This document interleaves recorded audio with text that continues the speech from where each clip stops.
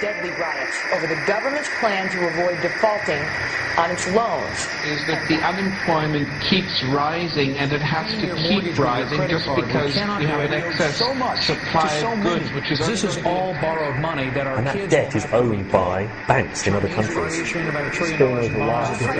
M-O-N-E-Y, in the form of a convenient personal loan. A filter cigarette that delivers the taste, and I 45 malt liquor. Are you hot? Quite some time ago, by a second, America is sponsoring I first learned it from my grandmother. Now, my grandmother was a wonderful person. She taught me how to play the game Monopoly. She understood that the name of the game is to acquire. She would accumulate everything she could, and eventually she became the master of the board. And then she would always say the same thing to me. She'd look at me and she'd say, "One day, you'll learn to play the game." One summer, I played Monopoly almost every day, all day long. And that summer, I learned to play the game. I came to understand the only way to win is to make a total commitment to acquisition. I came to understand that money and possessions, that's the way that you keep score. And by the end of that summer, I was more ruthless than my grandmother. I was ready to bend the rules if I had to win that game. And I sat down with her to play that fall. I took everything she had. I watched her give her last dollar and quit in utter defeat. And then she had one more thing to teach me. Then she said, "Now it all goes back in the box." All those houses and hotels, all the railroads and utility companies, all that property and all that wonderful money. Now it all goes back in the box. None of it was really yours. You got all heated up about it for a while. But it was around a long time before you sat down at the board. And it will be here after you're gone. Players come, players go. Houses and cars, titles and clothes, even your body. Because the fact is that everything I clutch and consume and hoard is going to go back in the box, and I'm going to lose it all. You have to ask yourself, when you finally get the ultimate promotion, when you've made the ultimate purchase, when you buy the ultimate home, when you have stored up financial security and climbed the ladder of success to the highest rung you can possibly climb it, and the thrill wears off, and it will wear off, then what? How far do you have to walk down that road before you see where it leads? Surely you understand, it'll never be enough. So you have to ask yourself the question, what matters?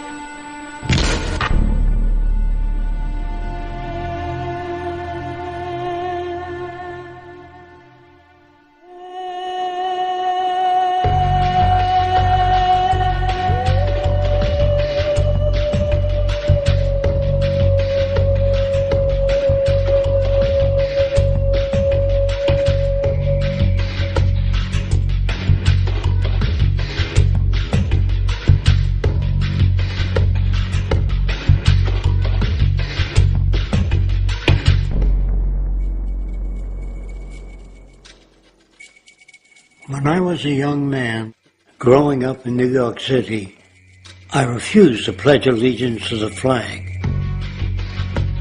Of course, I was sent to the principal's office, and he asked me, "Why don't you want to pledge allegiance? Everybody does." I said, "Everybody once believed the earth was flat, but that doesn't make it so." I explained that America owed everything it has to other cultures and other nations, and that I would rather pledge allegiance to the earth and everyone on it. Needless to say, it wasn't long before I left school entirely, and I set up a lab in my bedroom. There I began to learn about science and nature. I realized then that the universe is governed by laws, and that the human being, along with society itself, was not exempt from these laws. Then came the crash of 1929, which began what we now call the Great Depression. I found it difficult to understand why millions were out of work, homeless, starving, while all the factories were sitting there. The resources were unchanged. It was then that I realized that the rules of the economic game were inherently invalid. Shortly after came World War II, where various nations took turns systematically destroying each other. I later calculated that all the destruction and wasted resources spent on that war could have easily provided for every human need on the planet. Since that time, I have watched humanity set the stage for its own extinction. I have watched as the precious finite resources are perpetually wasted and destroyed in the name of profit and free markets. I have watched the social values of society be reduced into a base artificiality of materialism and mindless consumption. And I have watched as the monetary powers control the political structure of supposedly free societies. I'm 94 years old now, and I'm afraid my disposition is the same as it was 75 years ago. This shit's got to go.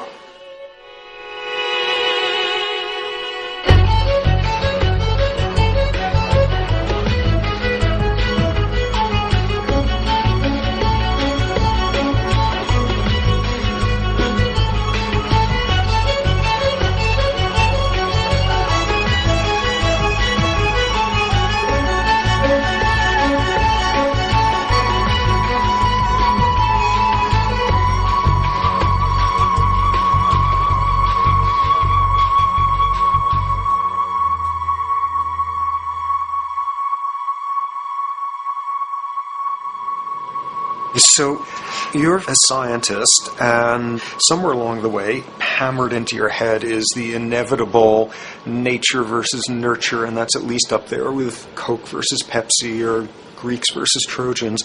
So nature versus nurture, this by now utterly oversimplifying view of where influences on how a cell deals with an energy crisis, up to what makes us who we are on the most individualistic levels of personality. And what you've got is this complete false dichotomy built around nature as deterministic. At the very bottom of all the causality of life is DNA and the code of codes and the Holy Grail, and everything is driven by it. And at the other end, a much more social science perspective, which is we are social organisms, and biology is for slime molds. Humans are free of biology, and obviously both views are nonsense. What you see instead is it is virtually impossible to understand how biology works outside the context of environment. One of the most crazy-making yet widespread and potentially dangerous notions is, oh, that behavior is genetic. Now, what does that mean? It means all sorts of subtle stuff if you sort of know modern biology, but for most people out there, what it winds up meaning is a deterministic view of life, one rooted in biology and genetics. Genes equal things that can't be changed. Genes equal things that are inevitable and that you might as well not waste resources trying to fix, might as well not put societal energies into trying to improve because it's inevitable, it's unchangeable. And that is sheer nonsense.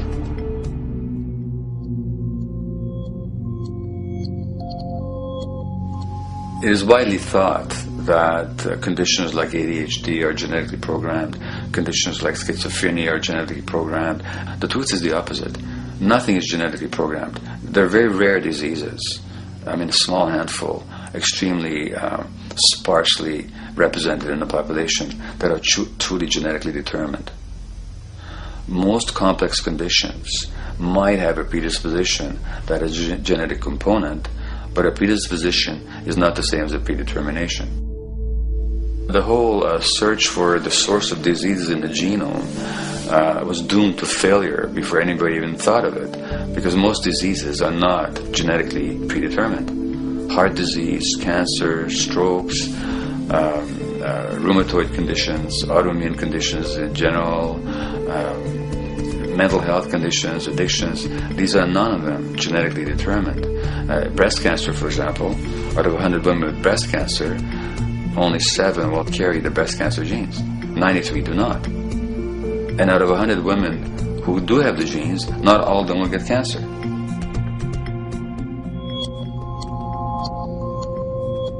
Genes are not just things that make us behave in a particular way regardless of our environment. Genes give us different ways of responding to our environment. And in fact, it looks as if some of the early childhood influences of a kind of child rearing affects gene expression, actually turning on and off different genes to put you on a different developmental track, which may suit the kind of world you've got to deal with. So, for example, a study done in Montreal with suicide victims looked at autopsies of the brains of these people.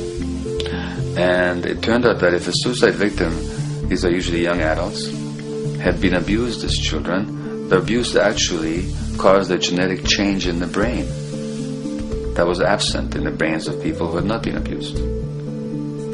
That's an epigenetic effect. Epi means on top of, so that the epigenetic influence is what happens environmentally to either activate or deactivate certain genes. In New Zealand, there's a study that was done in a town called Dunedin, in which a few thousand individuals were studied from birth up to into their 20s. What they found was that they could identify a genetic mutation, an abnormal gene, which did have some relation to the predisposition to commit violence, but only if the individual had also been subjected to severe child abuse. In other words, a child with this abnormal gene would be no more likely to be violent than anybody else, and in fact they actually had a lower rate of violence than people with normal genes, as long as they weren't abused as children. Great additional example of the ways in which genes are not be-all, end-all. Fancy technique where you can take a specific gene out of a mouse, that mouse and its descendants will not have that gene. You have knocked out that gene. So there's this one gene that codes for a protein that has something to do with learning and memory, and this fabulous demonstration, knock out that gene and you have a mouse that doesn't learn as well. Ooh, a genetic basis for intelligence. What was much less appreciated in that landmark study that got picked up by the media left and right is take those genetically impaired mice and raise them in a much more enriched, stimulating environment than your normal mice in a lab cage, and they completely overcame that deficit. So when one says in a contemporary sense that, oh, this behavior is genetic, to to the extent that that's even a valid sort of phrase to use, what you're saying is there is a genetic contribution to how this organism responds to environment. Genes may influence the readiness with which an organism will deal with a certain environmental challenge. That's not the version most people have in their minds. And not to be too soapboxing, but run with the old sort of version of it's genetic, and it's not that far from a history of eugenics and things of that sort. It's a widespread misconception, and it's a potentially fairly dangerous one. One reason that the sort of biological explanation for violence, one reason that hypothesis is potentially dangerous, it's not just misleading, it can really do harm, is because if you believe that, you could very easily say, well, there's nothing we can do to change the predisposition people have to becoming violent. All we can do if somebody becomes violent is punish them, lock them up or execute them. But we don't need to worry about changing the social environment or the social preconditions that may lead people to become violent, because that's irrelevant. The genetic argument allows us the luxury of ignoring past and present historical and social factors. And in the words of Louis Menand, he wrote in the New Yorker, very astutely, he said, "It's all in the genes, an explanation for the way things are that does not threaten the way things are. Why should someone feel unhappy or engage in antisocial behavior when that person is living in the freest and most prosperous nation on earth? It can't be the system. There must be a flaw in the wiring somewhere," which is a good way of putting it. So the genetic argument is simply a cop-out, which allows us to ignore the social and economic and political factors that in fact underlie many troublesome behaviors.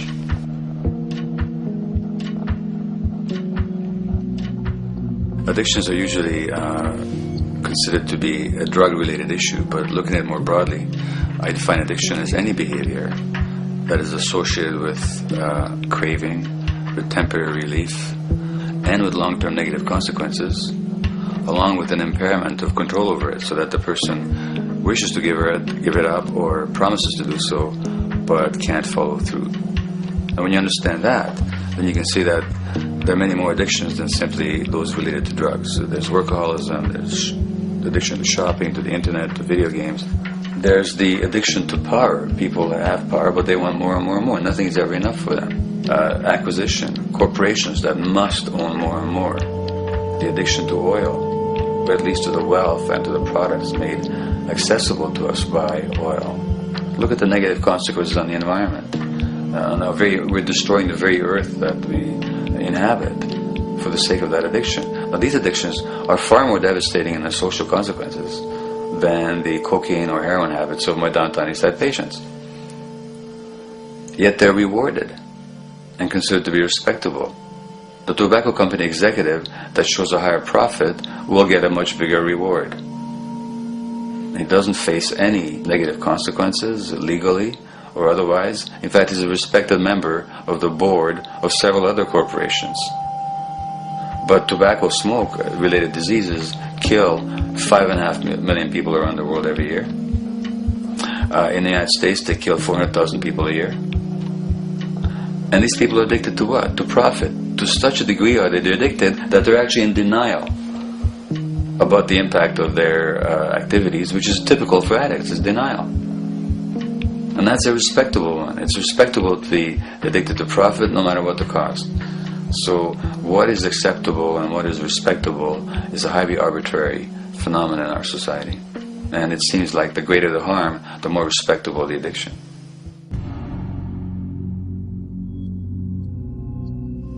There's a general myth that drugs in themselves are addictive. In fact, the war on drugs is predicated on the idea that if you interdict the sources of drugs, you can deal with addiction that way. Now, if we understand addiction in a broader sense, we see that nothing in itself is addictive. No substance, no drug is by itself addictive, and no behavior is by itself addictive. Many people can go shopping without becoming shopaholics. Not everybody becomes a food addict. Not everyone who drinks a glass of wine becomes an alcoholic. So the real issue is what makes people susceptible, because it's the combination of a susceptible individual and the potentially addictive substance or behavior that actually then makes for full flowering of addiction. In short, it's not the drug that's addictive, it's the question of the susceptibility of the individual to being addicted to a particular substance or behavior.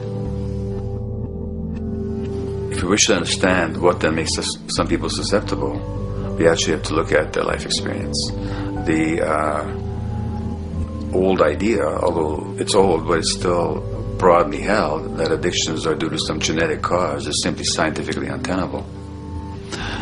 What the case is actually is that certain life experiences make people susceptible. Life experiences that not only shape the person's personality and psychological needs, but also their very brains in certain ways. And that process begins in utero.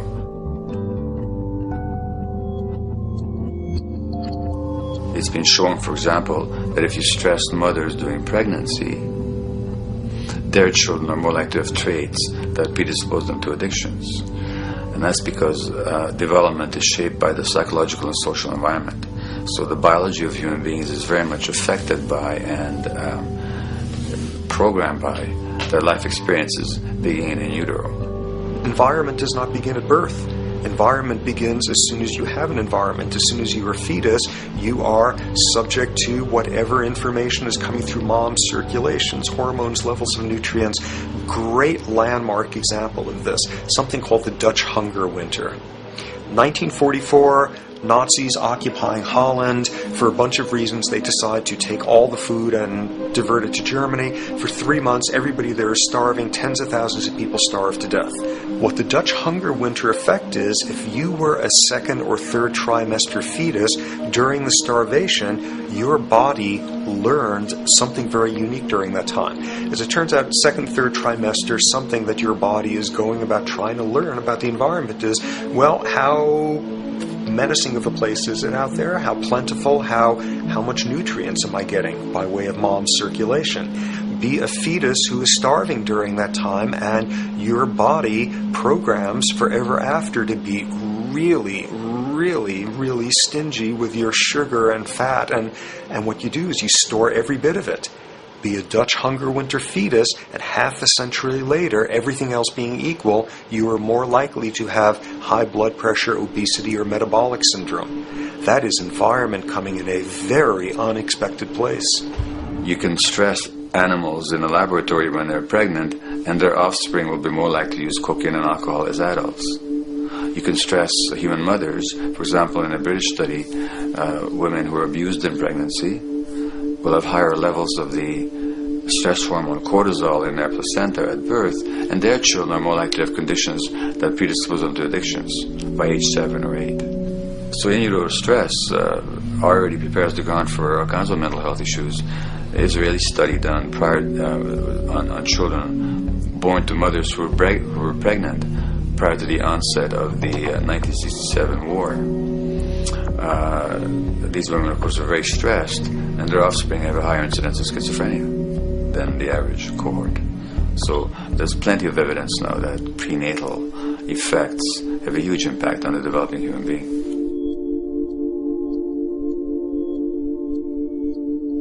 The point about human development, and specifically human brain development, is that it occurs mostly under the impact of the environment and mostly after birth. Now, if you compare us to a horse, which can run on the first day of life, we see that we are very undeveloped. We can't muster that much neurological coordination, balance, muscle strength, visual acuity until a year and a half, 2 years. And that's because the brain development that in the horse happens in the safety of the womb, in a human being has to happen after birth. And that has to do with simple evolutionary logic. As the head gets larger, which is what makes us into human beings, the burgeoning of the forebrain is what creates the human species, actually. At the same time, we walk on 2 legs, so our pelvis narrows to accommodate that. So now we have a narrower pelvis, a larger head. Bingo, we have to be born prematurely. And that means that the brain development that in other animals occurs in utero, in us, occurs after birth. And much of that under the impact of the environment. And The concept of neural Darwinism simply means that the circuits that get the appropriate input from the environment will develop optimally, and the ones that don't will either not develop optimally or perhaps not at all. If you take a child with perfectly good eyes at birth and you put him in a dark room for 5 years, he'll be blind thereafter for the rest of his life, because the circuits of vision require light waves for their development. And without that, even the rudimentary circuits present and active at birth will atrophy and die, and new ones will not develop. There's a significant way in which early experiences shape adult behavior, and even and especially early experiences for which there's no recall memory. It turns out that there are two kinds of memory. There is explicit memory, which is recall. This is when you can call back facts, details, episodes, circumstances. But the structure in the brain, which is called the hippocampus, which encodes recall memory, doesn't even begin to develop fully until 1.5 years, and it's not fully developed till much later, which is why hardly anybody has any recall memory prior to 18 months. But there's another kind of memory, which is called implicit memory, which is in fact an emotional memory, where the emotional impact and the interpretation that the child makes of those emotional experiences is ingrained in the brain in the form of nerve circuits ready to fire without specific recall. So to give you a clear example, people who are adopted have a lifelong sense of rejection very often. They can't recall the adoption, they can't recall the separation of a birth mother, because there's nothing there to recall with. But the emotional memory of separation and rejection is deeply embedded in their brains. Hence, they're much more likely to experience a sense of rejection and a great emotional upset when they perceive themselves as being rejected than other people. That's not unique to people who are adopted, but it's particularly strong in them because of this function of implicit memory. People who are addicted, given that they, according to all the research literature, certainly in my experience, the hardcore addicts virtually were all significantly abused as children or suffered severe emotional loss. Their emotional or implicit memories are those of a world that's not safe and not helpful, caregivers who are not to be trusted, and relationships that are not safe enough to open up to vulnerably. And hence their responses tend to be to keep themselves separate from really intimate relationships, not to trust caregivers, doctors and other people who are trying to help them, and generally see the world as an unsafe place. And that's strictly a function of implicit memory, which sometimes has to do with incidents they don't even recall.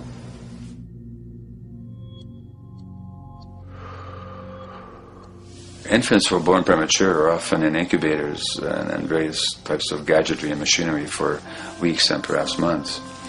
It's now known that if these children are touched and stroked on the back for just 10 minutes a day, that promotes their brain development. So human touch is essential for development. And in fact, infants who are never picked up will actually die.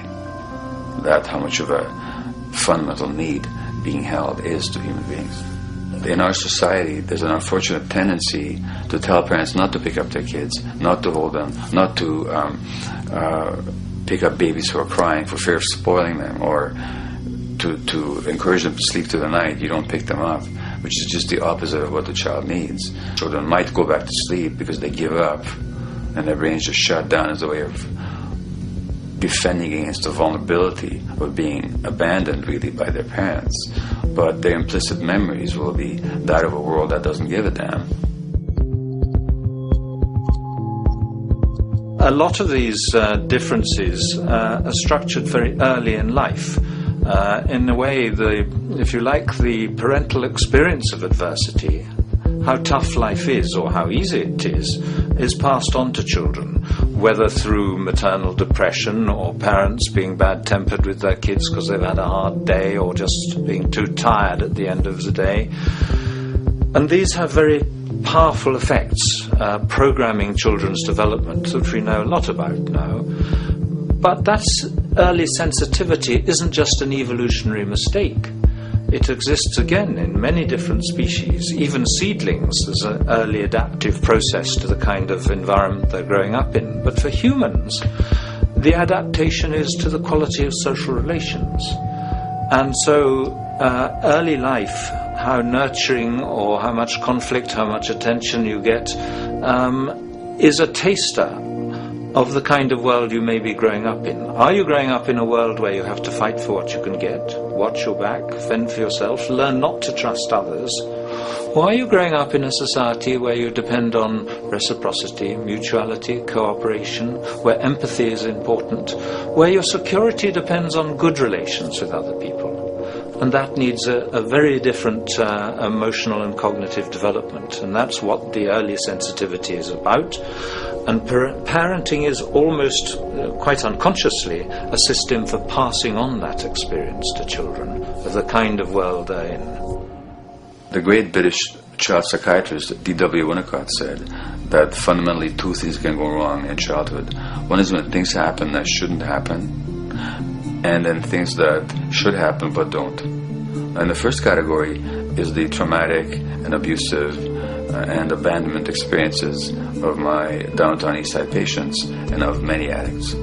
That's what shouldn't happen but did. But then there is the non-stressed, attuned, non-distracted attention of the parent that every child needs, that very often children don't get. They're not abused, they're not neglected, and they're not traumatized. But what should happen, the presence of the emotionally available, nurturing parent, just is not available to them because of the stresses in our society and the parenting environment. And the psychologist Alan Shore calls that proximal abandonment, when the parent is physically present but emotionally absent. I have spent roughly the last 40 years of my life working with the most violent people our society produces, murderers, rapists, and so on, in an attempt to understand what causes this violence. I discovered that the most violent of the criminals in our prisons had themselves been victims of a degree of child abuse that was beyond the scale of what I ever thought of applying the term child abuse to. I had no idea of the depth of the depravity with which children in our society are all too often treated. The most violent people I saw were themselves the survivors of their own attempted murder, often at the hands of their parents or other people in their social environment, or were the survivors of family members who had been killed, their closest family members, by other people. The Buddha argued that everything depends on everything else. He says the one contains the many and the many contains the one. That you can't understand anything in isolation from its environment. The leaf contains the sun, the sky, and the earth, obviously. This has not been shown to be true, of course, all around, and specifically when it comes to human development. The modern scientific term for it is the biopsychosocial nature of human development, which says that the biology of human beings depends very much on their interaction with the social and psychological environment. And specifically, the psychiatrist and researcher Daniel Siegel at the University of California, Los Angeles, UCLA, has coined the phrase interpersonal neurobiology, which means to say that the way that our nervous system functions depends very much on our personal relationships. In the first place with the parenting caregivers, and in the second place with other important attachment figures in our lives, and in the third place with our entire culture. So that you can't separate the neurological functioning of a human being from the environment in which he or she grew up in and continues to exist in. And this is true throughout the life cycle. It's particularly true when you're dependent and helpless and your brain is developing, but it's true even in adults and even at the end of life. Human beings have lived in almost every kind of society, from the most egalitarian, hunting and gathering societies seem to have been very egalitarian, for instance, based on food sharing, gift exchange. Small bands of people living predominantly off of foraging, but a little bit of hunting. Predominantly among people you have at the least known your entire life, if not surrounded by third cousins or closer, in a world in which there is a great deal of fluidity between different groups, in a world in which there is not a whole lot in terms of material culture. This is how humans have spent most of their hominid history. And no surprise, that makes for a very different world. One of the things you get as a result of that is far less violence. Organized group violence is not something that occurred at that time of human history, and that seems quite clear. So, where did we go wrong? Violence is not universal. It's not symmetrically distributed throughout the human race. There is a huge variation in the amount of violence in different societies.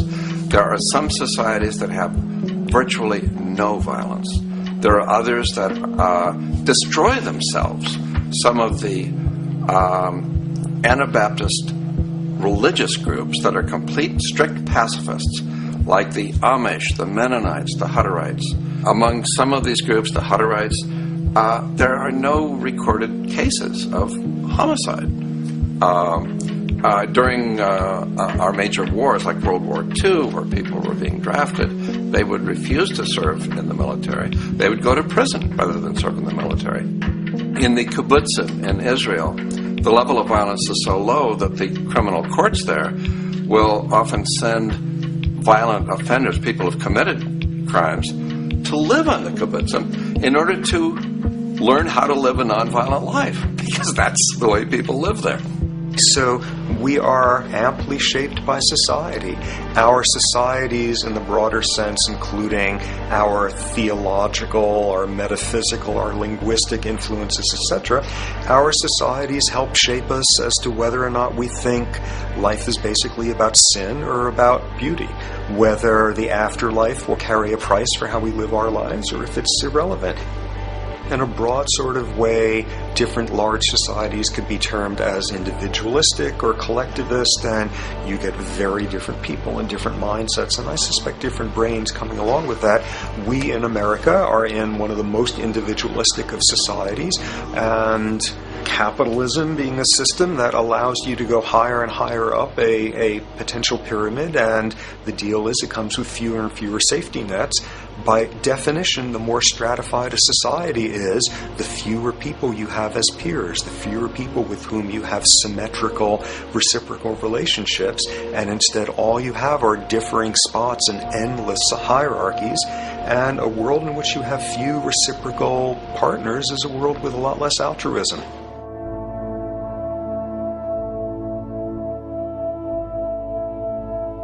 Alright, so this brings us to a total impossible juncture, which is to try to make sense in the perspective of science as to what the nature is of human nature.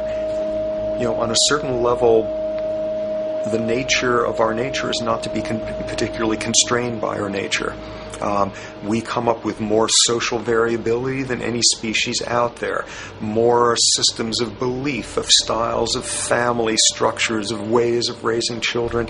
The capacity for variety that we have is extraordinary.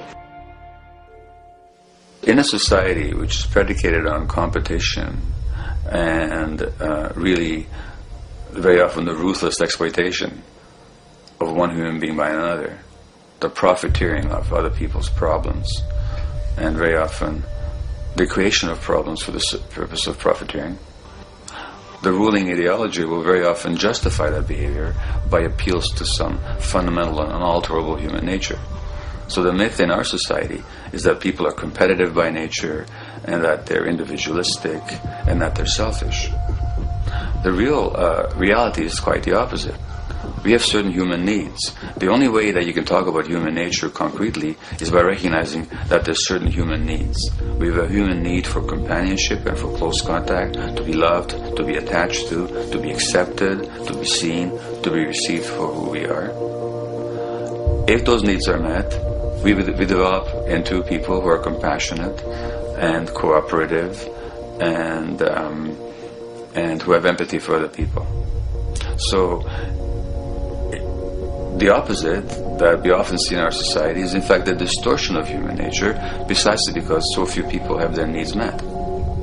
So Yes, you can talk about human nature, but only in the sense of basic human needs that are instinctively evoked, or I should say certain human needs that lead to certain traits if they are met, and a different set of traits if they're denied. So, when we recognize the fact that the human organism, which has a great deal of adaptive flexibility, allowing us to survive in many different conditions, is also rigidly programmed for certain environmental requirements or human needs, a social imperative begins to emerge. Just as our bodies require physical nutrients, the human brain demands positive forms of environmental stimulus at all stages of development, while also needing to be protected from other negative forms of stimulus. And if things that should happen do not, or if things that shouldn't happen do, it is now apparent that the door can be opened for not only a cascade of mental and physical diseases, but many detrimental human behaviors as well. So as we turn our perspective now outward and take account for the state of affairs today, we must ask the question, is the condition we have created in the modern world actually supporting our health? Is the bedrock of our socioeconomic system acting as a positive force for human and social development and progress? Or is the foundational gravitation of our society actually going against the core evolutionary requirements needed to create and maintain our personal and social well-being?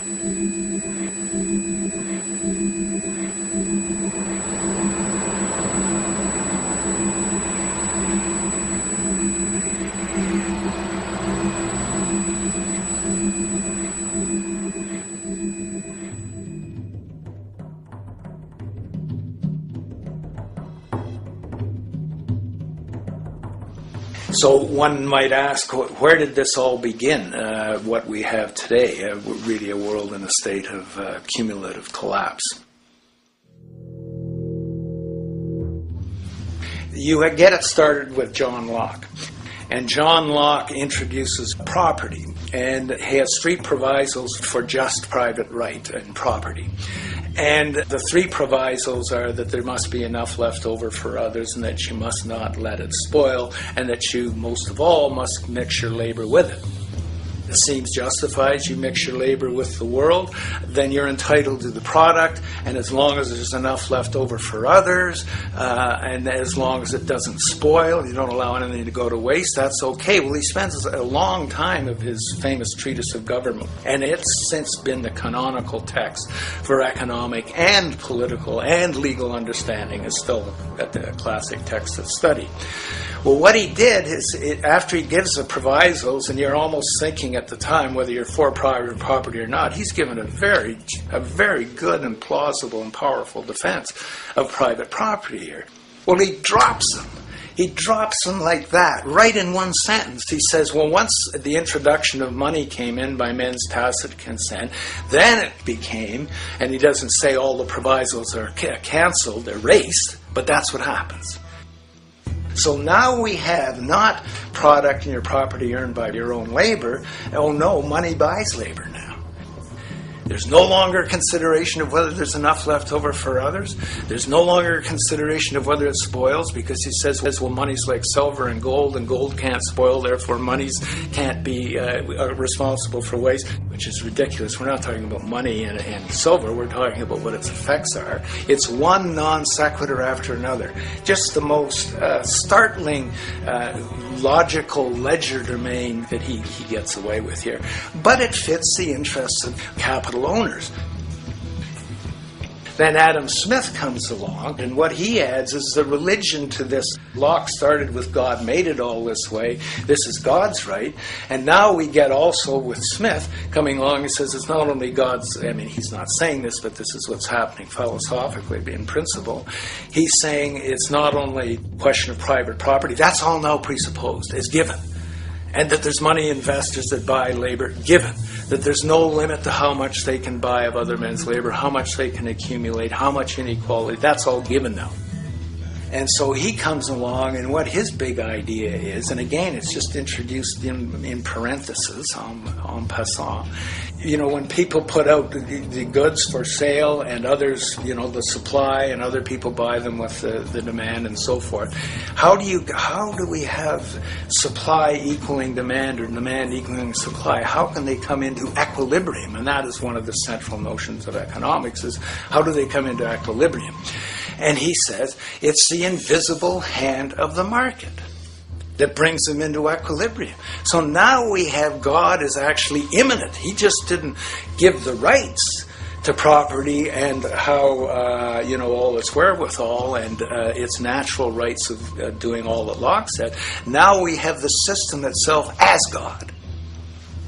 In fact, Smith says, when he talks, and you'll never find this quote again, I have to read the whole of the Inquiry into the Wealth of Nations. He says, the scantiness of subsistence sets limits to the reproduction of the poor, and that nature can deal with this in no other way than elimination of their children.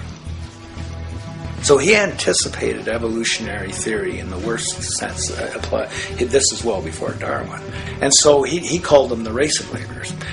So you can see there was inherent racism built in here. There was an inherent acceptance, life blindness to kill innumerable children. And he thought, well, that's the invisible hand making supply meet demand and demand meet supply. So see how wise God is. So you can see a lot of the really virulent, life-destructive, eco-genocidal things that are going on now have, in a way, a thought gene back in Smith too. When we reflect on the original concept of the so-called free market capitalist system, as initiated by early economic philosophers such as Adam Smith, we see that the original intent of a market was based around real, tangible, life-supporting goods for trade.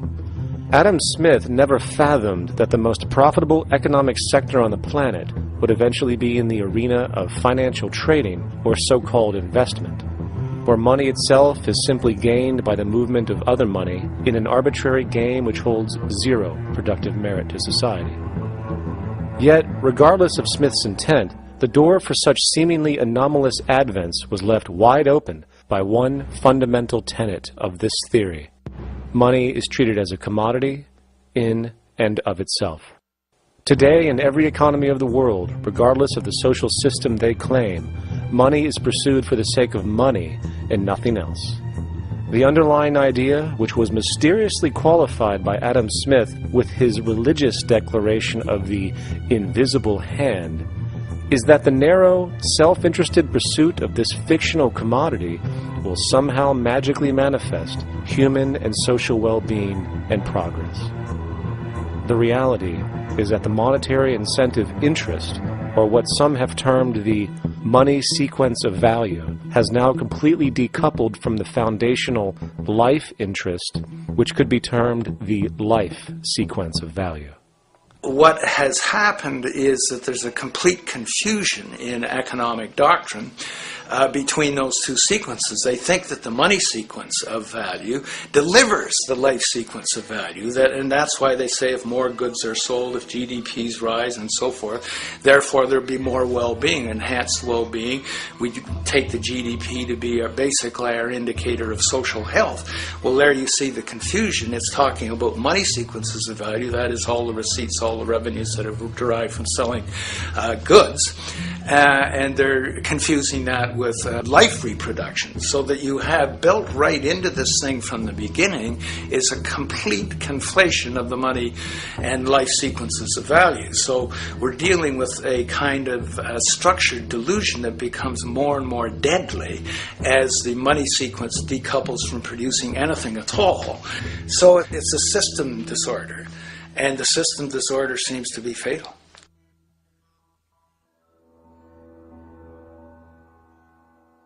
In society today, you seldom hear anyone speak of the progress of their country or society in terms of their physical well-being, state of happiness, trust, or social stability. Rather, the measures are presented to us through economic abstractions, We have the gross domestic product, the consumer price index, the value of the stock market, rates of inflation, and so on. But does this tell us anything of real value as to the quality of people's lives? No, all these measures have to do with the money sequence itself and nothing more. For example, the gross domestic product of a country is a measure of the value of goods and services sold. This measure is claimed to correlate to the standard of living of a country's people. In the United States, healthcare accounted for over 17% of GDP in 2009, amounting to over $2.5 trillion spent, hence creating a positive effect on this economic measure. And based on this logic, it would be even better for the U.S. economy if healthcare services increased more so, perhaps to $3 trillion or $5 trillion, since that would create more growth, more jobs, and hence boasted by economists as a rise in their country's standard of living. But wait a minute, what do healthcare services actually represent? Well, sick and dying people. That's right, the more unhealthy people there are in America, the better the economy.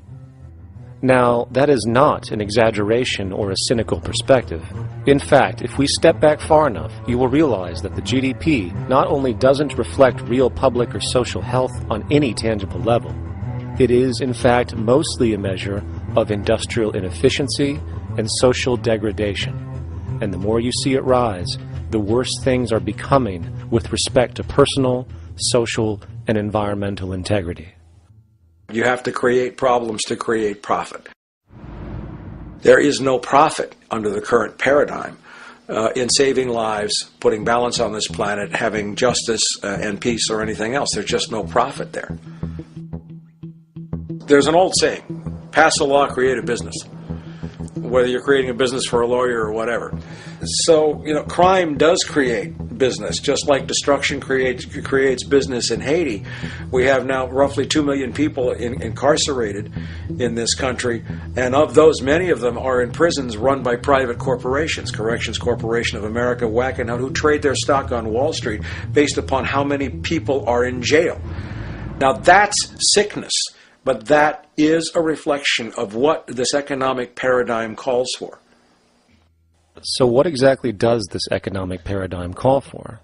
What is it that keeps our economic system going? Consumption. Or more accurately, cyclical consumption. When we break down the foundation of classic market economics, we are left with a pattern of monetary exchange that simply cannot be allowed to stop or even substantially slowed, if the society as we know it is to remain operational. There are three main actors on the economic stage: the employee, the employer, and the consumer. The employee sells labor to the employer for income. The employer sells its production services and hence goods to the consumer for income. And the consumer, of course, is simply another role of the employer and employee, spending back into the system to enable the cyclical consumption to continue. In other words, the global market system is based on the assumption that there will always be enough product demand in society to move enough money around at a rate which can keep the consumption process going. And the faster the rate of consumption, the more so-called economic growth is assumed, and so the machine goes. But hold on, I thought an economy was meant to, economize?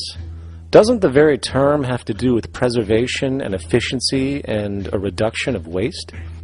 So how does our system, which demands consumption and the more the better, efficiently preserve or economize at all? Well, it doesn't. The intent of the market system is, in fact, the exact opposite of what a real economy is supposed to do, which is efficiently and conservatively orient the materials for production and distribution of life-supporting goods. We live on a finite planet with finite resources, where, for example, the oil we utilize took millions of years to develop, where the minerals we use took billions of years to develop. So, having a system that deliberately promotes the acceleration of consumption for the sake of so-called economic growth is pure ecocidal insanity. Absence of waste, that's what efficiency is. Absence of waste. This system is more wasteful than all the other existing systems in the history of the planet. Every level of life organization and life system is in a state of crisis and challenge and decay or collapse. No peer-reviewed journal in the last 30 years will tell you anything different. That is that every life system is in decline, as well as social programs, as well as our water access. Try to name any means of life that isn't threatened and in danger. You can't. There really isn't one, and that's very, very despairing. But we haven't even figured out the causal mechanism. We don't want to face the causal mechanism. We just want to go on, that's what insanity is, where you keep doing the same thing over and over again, though it clearly doesn't work. So you're really dealing with not an economic system, but I would go so far as to say an anti-economic system. There's an old saying that the competitive market model seeks to create the best possible goods at the lowest possible prices. This statement is essentially the incentive concept, which justifies market competition based on the assumption that the result is the production of higher quality goods. If I was going to build myself a table from scratch, I would naturally build it out of the best, most durable materials possible, right? With the intent for it to last as long as possible. Why would I want to make something poor, knowing I would have to eventually do it again and expend more materials and more energy? Well, as rational as that may seem in the physical world, when it comes to the market world, it is not only explicitly irrational, it is not even an option. It is technically impossible to produce the best of anything if a company is to maintain a competitive edge and hence remain affordable to the consumer. Literally everything created and set for sale in the global economy is immediately inferior the moment it is produced, for it is a mathematical impossibility to make the most scientifically advanced, efficient, and strategically sustainable products.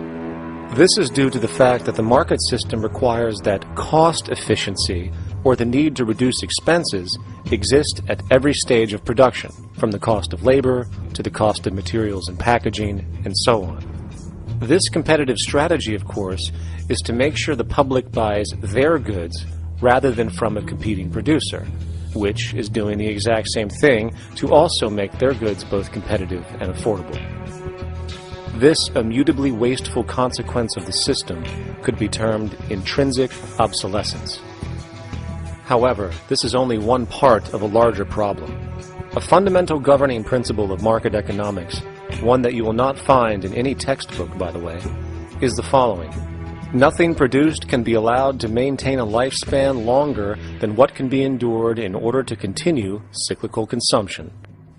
In other words, it is critical that stuff break down, fail, and expire within a certain amount of time. This is termed planned obsolescence. Planned obsolescence is the backbone of the underlying market strategy of every goods-producing corporation in existence. While very few, of course, would admit to such a strategy outright, what they do is mask it within the intrinsic obsolescence phenomenon just discussed, while often ignoring or even suppressing new advents in technology which might create a more sustainable, durable good. So, if it wasn't wasteful enough that the system inherently cannot allow the most durable and efficient goods to be produced, planned obsolescence deliberately recognizes that the longer any good is in operation, the worse it is for sustaining cyclical consumption and hence the market system itself. In other words, product sustainability is actually inverse to economic growth, and hence there is a direct, reinforced incentive to make sure lifespans are short of any given good produced. And in fact, the system cannot operate any other way. One glance at the sea of landfills now spreading across the world show the obsolescence reality. There are now billions of cheaply made cell phones, computers, and other technology, each full of precious, difficult-to-mine materials such as gold, coltan, copper, now rotting in vast piles, usually due to the mere malfunction or obsolescence of small parts, which, in a conservative society, could likely be fixed or updated, and the life of the good extended. Unfortunately, as efficient as that may seem in our physical reality, living on a finite planet with finite resources, it is explicitly inefficient with respect to the market. To put it into a phrase, efficiency, sustainability, and preservation are the enemies of our economic system. Likewise, just as physical goods need to be constantly produced and reproduced, regardless of their environmental impact, the service industry operates with an equal rationale. The fact is, there is no monetary benefit to resolving any problems which are currently being serviced. At the end of the day, the last thing the medical establishment really wants is the curing of diseases such as cancer, which would eliminate countless jobs and trillions in revenue. And since we're on the subject, crime and terrorism in this system are good. Well, at least economically, for it is employing police, generating high-value commodities for security, not to mention the value of prisons that are privately owned for profit. And how about war? The war industry in America is a huge driver of GDP, one of the most profitable industries, producing weapons of death and destruction. The favorite game of this industry is to blow things up and then go and rebuild them for profit. We saw this with the windfall billion-dollar contracts made from the Iraq War. The bottom line is that socially negative attributes of society have become positively rewarded ventures for industry, and any interest in problem resolution or environmental sustainability and conservation is intrinsically counter to economic sustainability. And this is why, every time you see the GDP rise in any country, you are witnessing an increase in necessity, whether real or contrived. And by definition, a necessity is rooted in inefficiency. Hence, increased necessity means increased inefficiency. The American dream is based on rampant consumerism. It is based upon the fact that mainstream media, and especially commercial advertising, all corporations who need this infinite growth have convinced us or brainwashed most people in America, and hence the world, that we have to have X number of material possessions and the possibility of gaining infinitely more material possessions in order to be happy. That's just not true. So why do people continue to buy in this way, which is ultimately eco-genocidal in its systemic effects cumulatively? And it just is classical operant conditioning. You simply put inputs of conditioning into the organism, and you have outputs of desired behaviors or goals or objectives. And it has all the resources of technology. And they boast about how they get into the minds of infants. What they hear is already making them conditioned to the brand. Then you see, well, that's how people have been such fools. In a way, they've been taught to be fools. It's a value system disorder. You know, if there is any testament to the plasticity of the human mind, if there is any proof to how malleable human thought is and how easily conditioned and guided people can become based on the nature of their environmental stimulus and what it reinforces, the world of commercial advertising is the proof. You have to stand in awe at the level of brainwashing where these programmed robots known as consumers wander the landscape only to walk into a store and spend, say, $4,000 on a handbag that likely costs $10 to make in a sweatshop overseas, only for the brand status it supposedly represents in the culture. Or perhaps the ancient communal traditions which increased trust and cohesiveness in society, which have now been hijacked by acquisitive, materialistic values, where now annually we exchange useless crap a few times a year. And we might wonder why so many today have a compulsion to shopping and acquisition, when it is clear that they have been conditioned from childhood to expect material goods as a sign of their status with friends and family. The fact is, the foundation of any society are the values that support its operation, and our society, as it exists, can only operate if our values support the conspicuous consumption it requires to continue the market system. 75 years ago, consumption in America and much of the First World was half of what we see today per person. Today's new consumer culture has been manufactured and imposed due to the very real need for higher and higher levels of consumption. And this is why most corporations now spend more money on advertising than the actual process of product creation itself. They work diligently to create a false need for you to fill, and it happens to work. You know, economists are in fact not economists at all. They're propagandists of money value. And you'll find that all their models basically get down to token exchanges that are to the profit of one side or both sides or whatever, but they're completely disconnected from the actually existing world of reproduction. In Ohio, an old man failed to pay his electric bill. You may be familiar with the case. And the electric company turned off the electricity and he died. The reason they turned it off was because it wouldn't have been profitable for them to keep it on because he didn't pay his bill. Do you believe that was right? The responsibility really lies not on the electric company for turning it off, but on those of this man's neighbors and friends and associates who are not charitable enough to enable him as an individual to meet the electric bill. Did I hear that right? Did he just say the death of a man caused by not having money was the responsibility of other people, or in effect charity?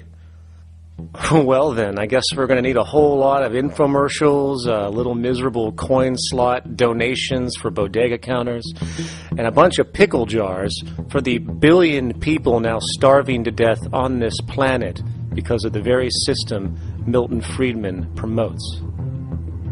Whether you are dealing with the philosophies of Milton Friedman, F.A. Hayek, John Maynard Keynes, Ludwig von Mises, or any other major market economist, the basis of rationale rarely leaves the money sequence. It is like a religion. Consumption analysis, stabilization policies, deficit spending, aggregate demand.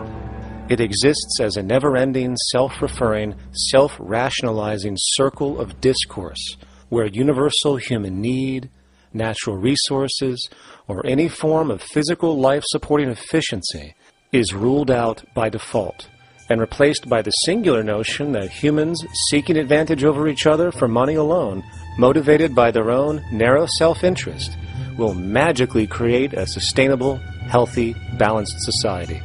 There is no life coordinate in this whole theory, this whole doctrine. What are they doing? What are they doing? What they're doing is tracking money sequences. That's all it is tracking money sequences, presupposing everything that matters. One, that there's no life coordinates. Wow, no life coordinates. Two, that all the agents are self-maximizing preference seekers.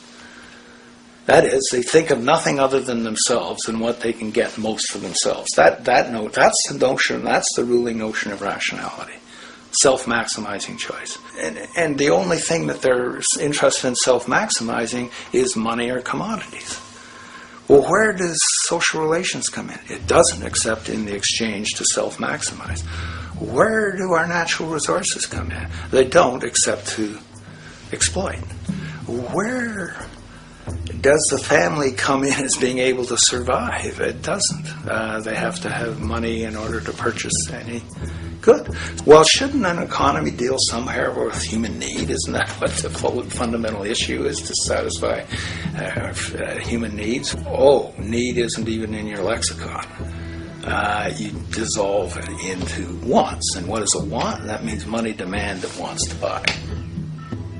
Well, if it's money demand and wants to buy, it's got nothing to do with need, because it may be the person has no money demand and desperately needs, say, water supply. Or it may be money demand wants a gold toilet seat. Well, where does it all go? To the gold toilet seat. And you call this economics? Like, it's really, when one thinks of it, it's got to be the most bizarre delusion in the history of human thought. Now, so far we have focused on the market system, but this system is actually only one half of the global economic paradigm. The other half is the monetary system. While the market system deals with the interaction of people gaming for profit across the spectrum of labor, production, and distribution, the monetary system is an underlying set of policies set by financial institutions which create conditions for the market system, among other things. It includes terms we often hear, such as interest rates, loans, debt, the money supply, inflation, etc. And while you might want to pull your hair out listening to the gibberish coming from the monetary economists, modest preemptive actions can obviate the need of more drastic actions at a later date. The nature and effect of this system is actually quite simple. Our economy has, or the global economy, has three basic things that govern it. One is fractional reserve banking, banks printing money out of nothing. It's also based upon compound interest. When you borrow money, you have to pay back more than you borrowed, which means that you, in effect, create money out of thin air, again, which has to be serviced by creating still more money. We live in an infinite growth paradigm. The economic paradigm we live in now is a Ponzi scheme. Nothing grows forever. It's not possible. As a great psychologist, James Hillman, wrote, the only thing that grows in a human body after a certain age is cancer. It's not just the amount of money that has to keep growing, it's the amount of consumers. Consumers to borrow money at interest to generate more money, and obviously that's not possible on a finite planet. People are basically vehicles to just create money, which must create more money to keep the whole thing from falling apart, which is what's happening right now. There are really only two things anyone needs to know about the monetary system. 1. All money is created out of debt. Money is monetized debt, whether it materialized from treasury bonds, home loan contracts, or credit cards. In other words, if all outstanding debt was to be repaid right now, there would not be $1 in circulation. And 2, interest is charged on virtually all loans made, and the money needed to pay back this interest does not exist in the money supply outright.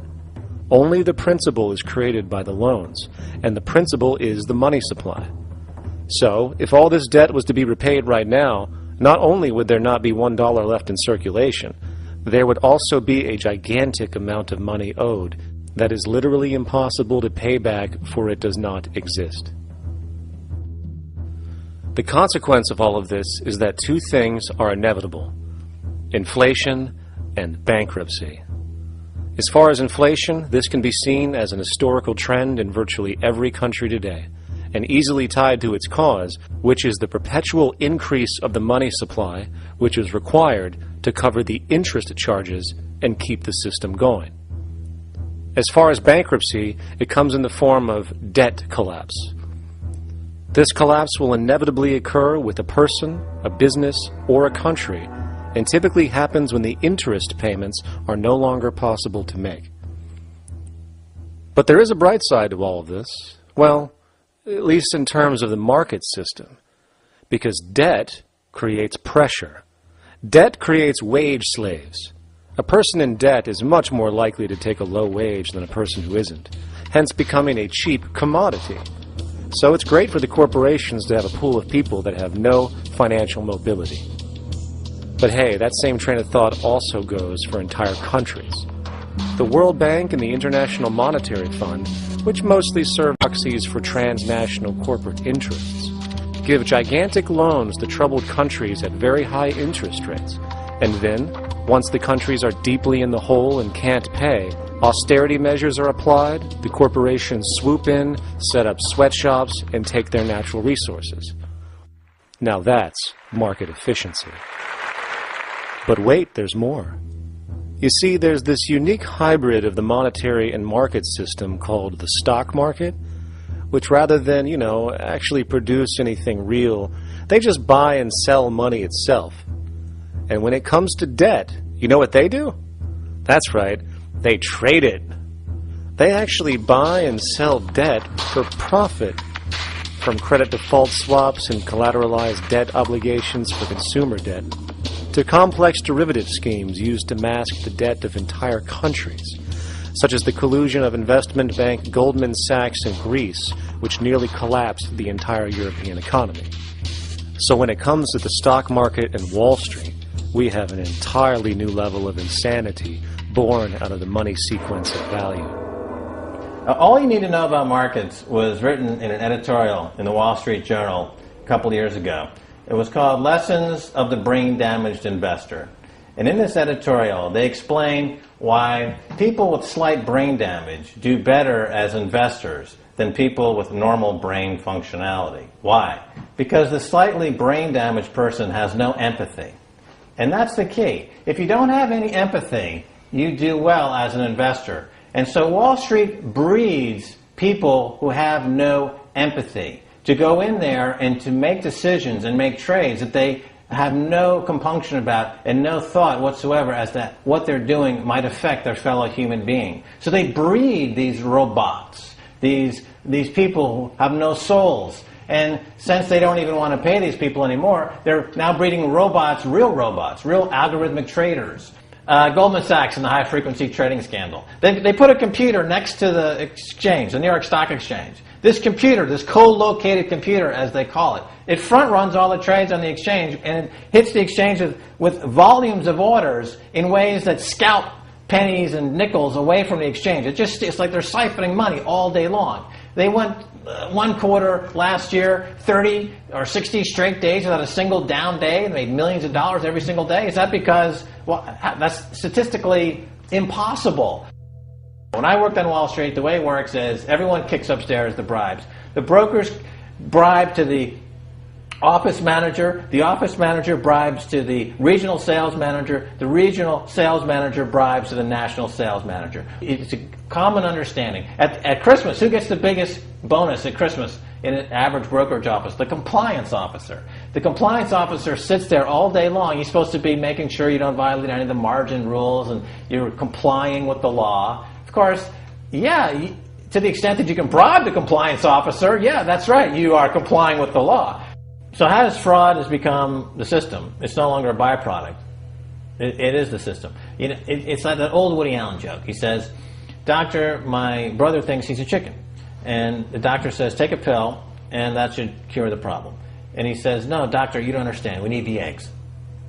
Okay? So the trading of fraudulent claims back and forth between banks to generate fees, to generate bonuses, has become the GDP producing growth engine of the United States economy, even though they're essentially trading fraudulent claims that there's absolutely no hope of ever paying back. They're processing and generating and resecuritizing nothing. If I write $20 billion on a cocktail napkin and I sell it to J.P. Morgan, while J.P. Morgan writes $20 billion on a cocktail napkin, and we swap those two cocktail napkins at a bar, and we each pay ourselves 0.25% in a fee, we make a lot of money for our Christmas bonus. We each have on our books a $20 billion cocktail napkin, which has no real value until such time as the system is no longer able to absorb bogus cocktail napkins, in which case we go to the government to get bailed out. And because of Wall Street and the global stock market, there are now conservatively about $700 trillion of outstanding fraudulent claims known as derivatives, still waiting to collapse, a value amounting to over 10 times the gross domestic product of the entire planet. And while we have seen the bailouts of corporations and banks by governments, which of course comedically borrowed their money from banks to begin with, we are now seeing attempts to bail out whole countries by conglomerates of other countries through the international banks. But how do you bail out a planet? There is no country out there that isn't now saturated in debt. The cascade of sovereign debt defaults we have seen can only be the beginning when the math is taken into account. It has been estimated in the United States alone that income tax would need to be raised to 65% per person just to cover the interest in the near future. Economists are now foreshadowing that within a few decades, 60% of the countries on the planet will be bankrupt. But, hold on, let me get this straight. The world is going bankrupt, whatever the hell that means, because of this idea called debt, which doesn't even exist in the physical reality. It's only part of a game that we've invented. And yet, the well-being of billions of people is now being compromised. Extreme layoffs, tent cities, accelerating poverty, austerity measures imposed, schools shutting down, child hunger, and other levels of familial deprivation, all because of this elaborate fiction. What are we, fucking stupid? Hey, Mars, my man. Help a brother out, huh? Grow up, kid.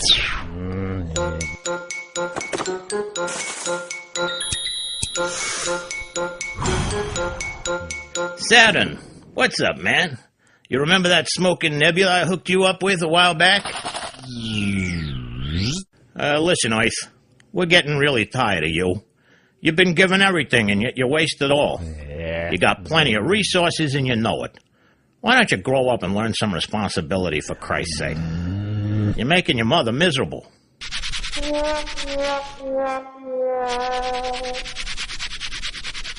You're on your own, pal. Yeah, whatever.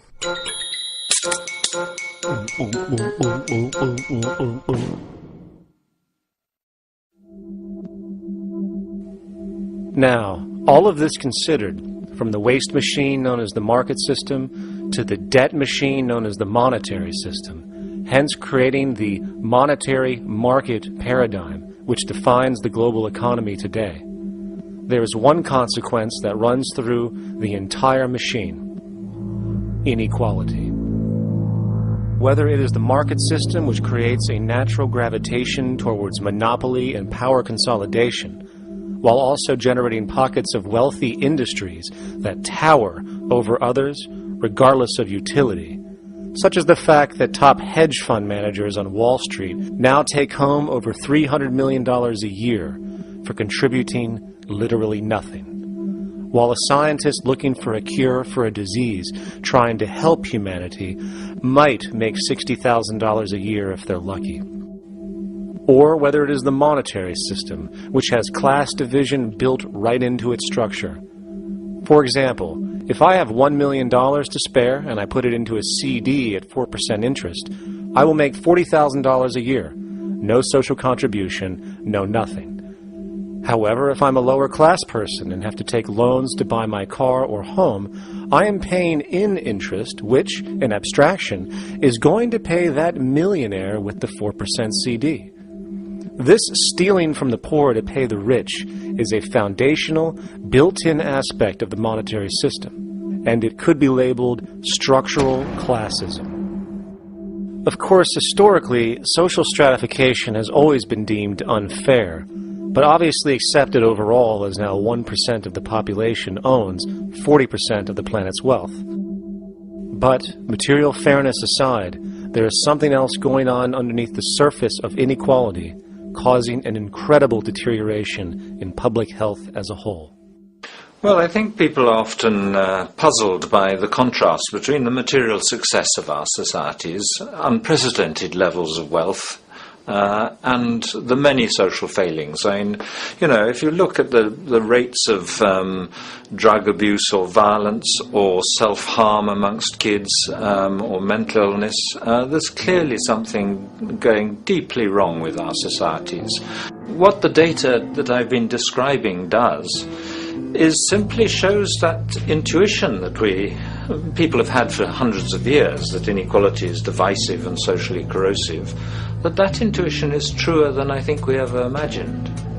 There are very powerful psychological and social effects of inequality, more to do, I suppose, with feelings of superiority and inferiority, that kind of division, and maybe going with the sort of respect, disrespect, people feeling looked down on at the bottom, which, by the way, is why violence is more common in more unequal societies. It's the trigger to violence is so often people feeling looked down on and disrespected.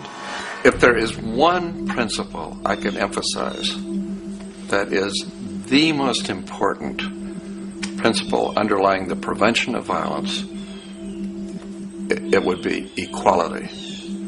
The single most significant factor that affects the rate of violence is the degree of equality versus the degree of inequality in that society. So what one's looking at is a sort of general social dysfunction. It's not just one or two things that go wrong as inequality increases. It seems to be everything, whether we're talking about crime or health or mental illness or whatever. One of the really disturbing findings out in public health there is never ever make the mistake of being poor. or being born poor, your health pays for it in endless sorts of ways, something known as the health socioeconomic gradient. As you move down from the highest strata in society in terms of socioeconomic status, every step down, health gets worse for umpteen different diseases. Life expectancy gets worse, infant mortality rate, everything you could look at. So a huge issue has been, why is it that this gradient exists? Totally simple, obvious answer, which is if you are chronically sick, you're not going to be very productive, so health causes drive socioeconomic differences. Not that in the slightest. On the very simple level that you could look at socioeconomic status of a 10-year-old, and that's going to predict something about their health decades later. So that's the direction of causality. Next one, what's it about? Oh, it's perfectly obvious. Poor people can't afford to go to the doctor. It's healthcare access. It's got nothing to do with that, because you see these same gradients in countries with universal healthcare, socialized medicine. Okay, next simple explanation. Oh, on the average, the poorer you are, the more likely you are to smoke, to drink, to all sorts of lifestyle risk factor stuff. Yeah, those contribute, but careful studies have shown that explains maybe about a third of the variability. So what's left? And what's left is having a ton to do with the stress of poverty. So the poorer you are, starting off being, the person who's $1 income behind Bill Gates, the poorer you are in this country, on the average, the worse your health is. This tells us something really important. The health connection with poverty, it's not about being poor, it's about feeling poor. Increasingly, we recognize that chronic stress is an important influence on health, but the most important sources of stress are the quality of social relations. And if there is anything that lowers the quality of social relations, it is the socioeconomic stratification of society. What science has now shown is that regardless of material wealth, the stress of simply living in a stratified society leads to a vast spectrum of public health problems. And the greater the inequality, the worse they become. Life expectancy, longer in more equal countries. Drug abuse, less in more equal countries. Mental illness, less in more equal countries. Social capital, meaning the ability of people to trust each other, naturally greater in more equal countries. Educational scores, higher in more equal countries. Homicide rates, less in more equal countries. Crime and rates of imprisonment, less in more equal countries. It goes on and on. Infant mortality, obesity, teen birth rate, less in more equal countries. And perhaps most interesting, innovation, greater in more equal countries, which challenges the age-old notion that a competitive, stratified society is somehow more creative and inventive.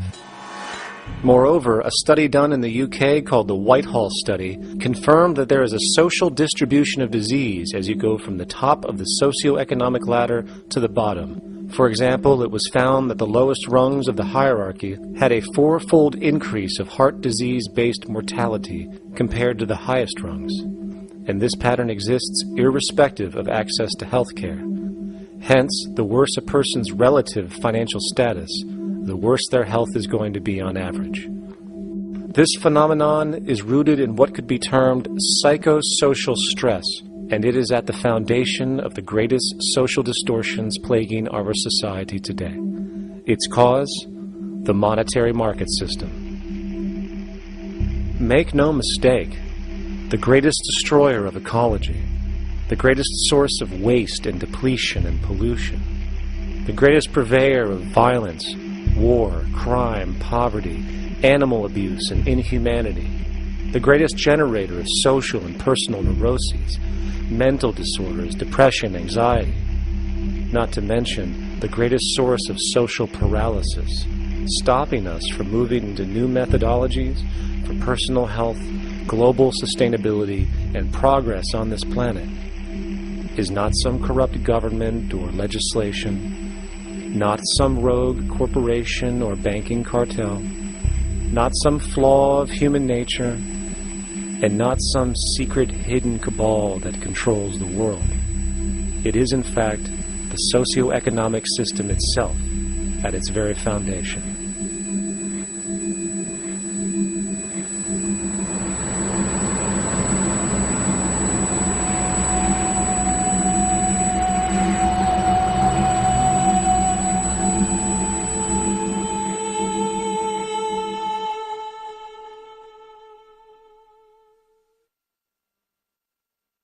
Let's imagine for a moment we had the option to redesign human civilization from the ground up.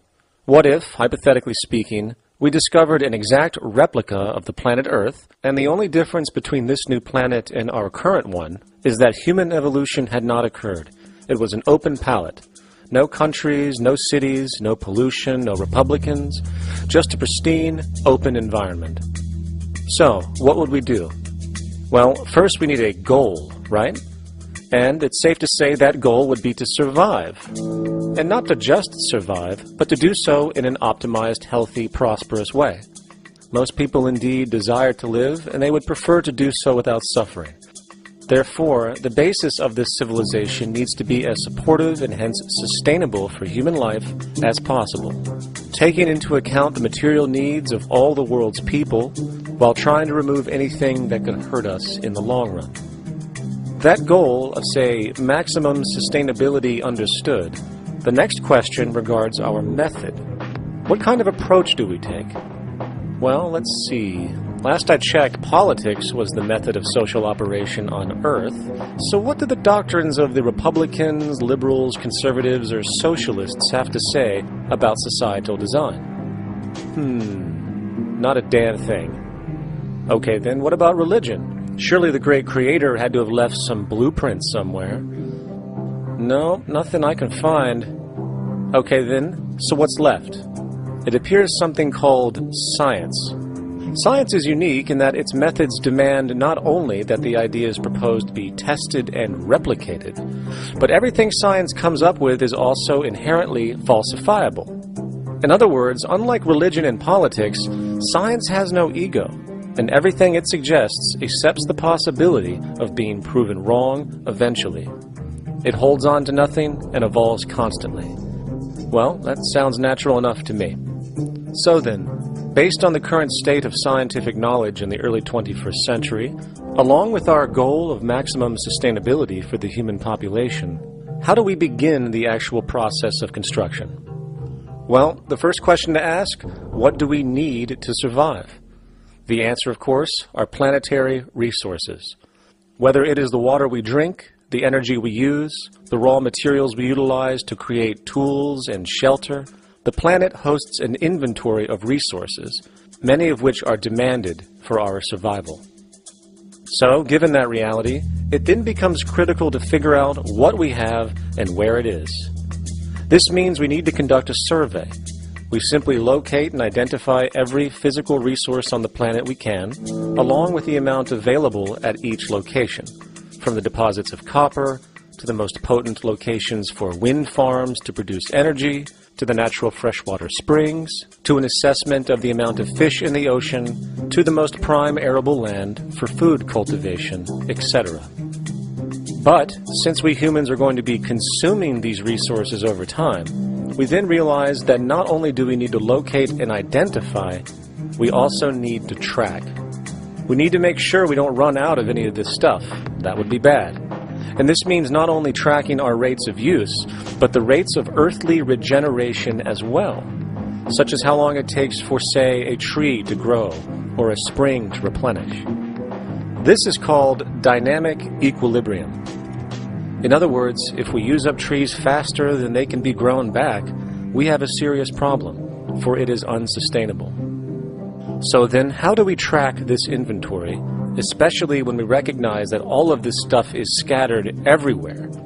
We have large mineral mines in what we call Africa, energy concentrations in the Middle East, huge tidal power possibilities on the Atlantic coast of North America, the largest supply of freshwater in Brazil, etc. Well, once again, good old science has a suggestion. It's called systems theory.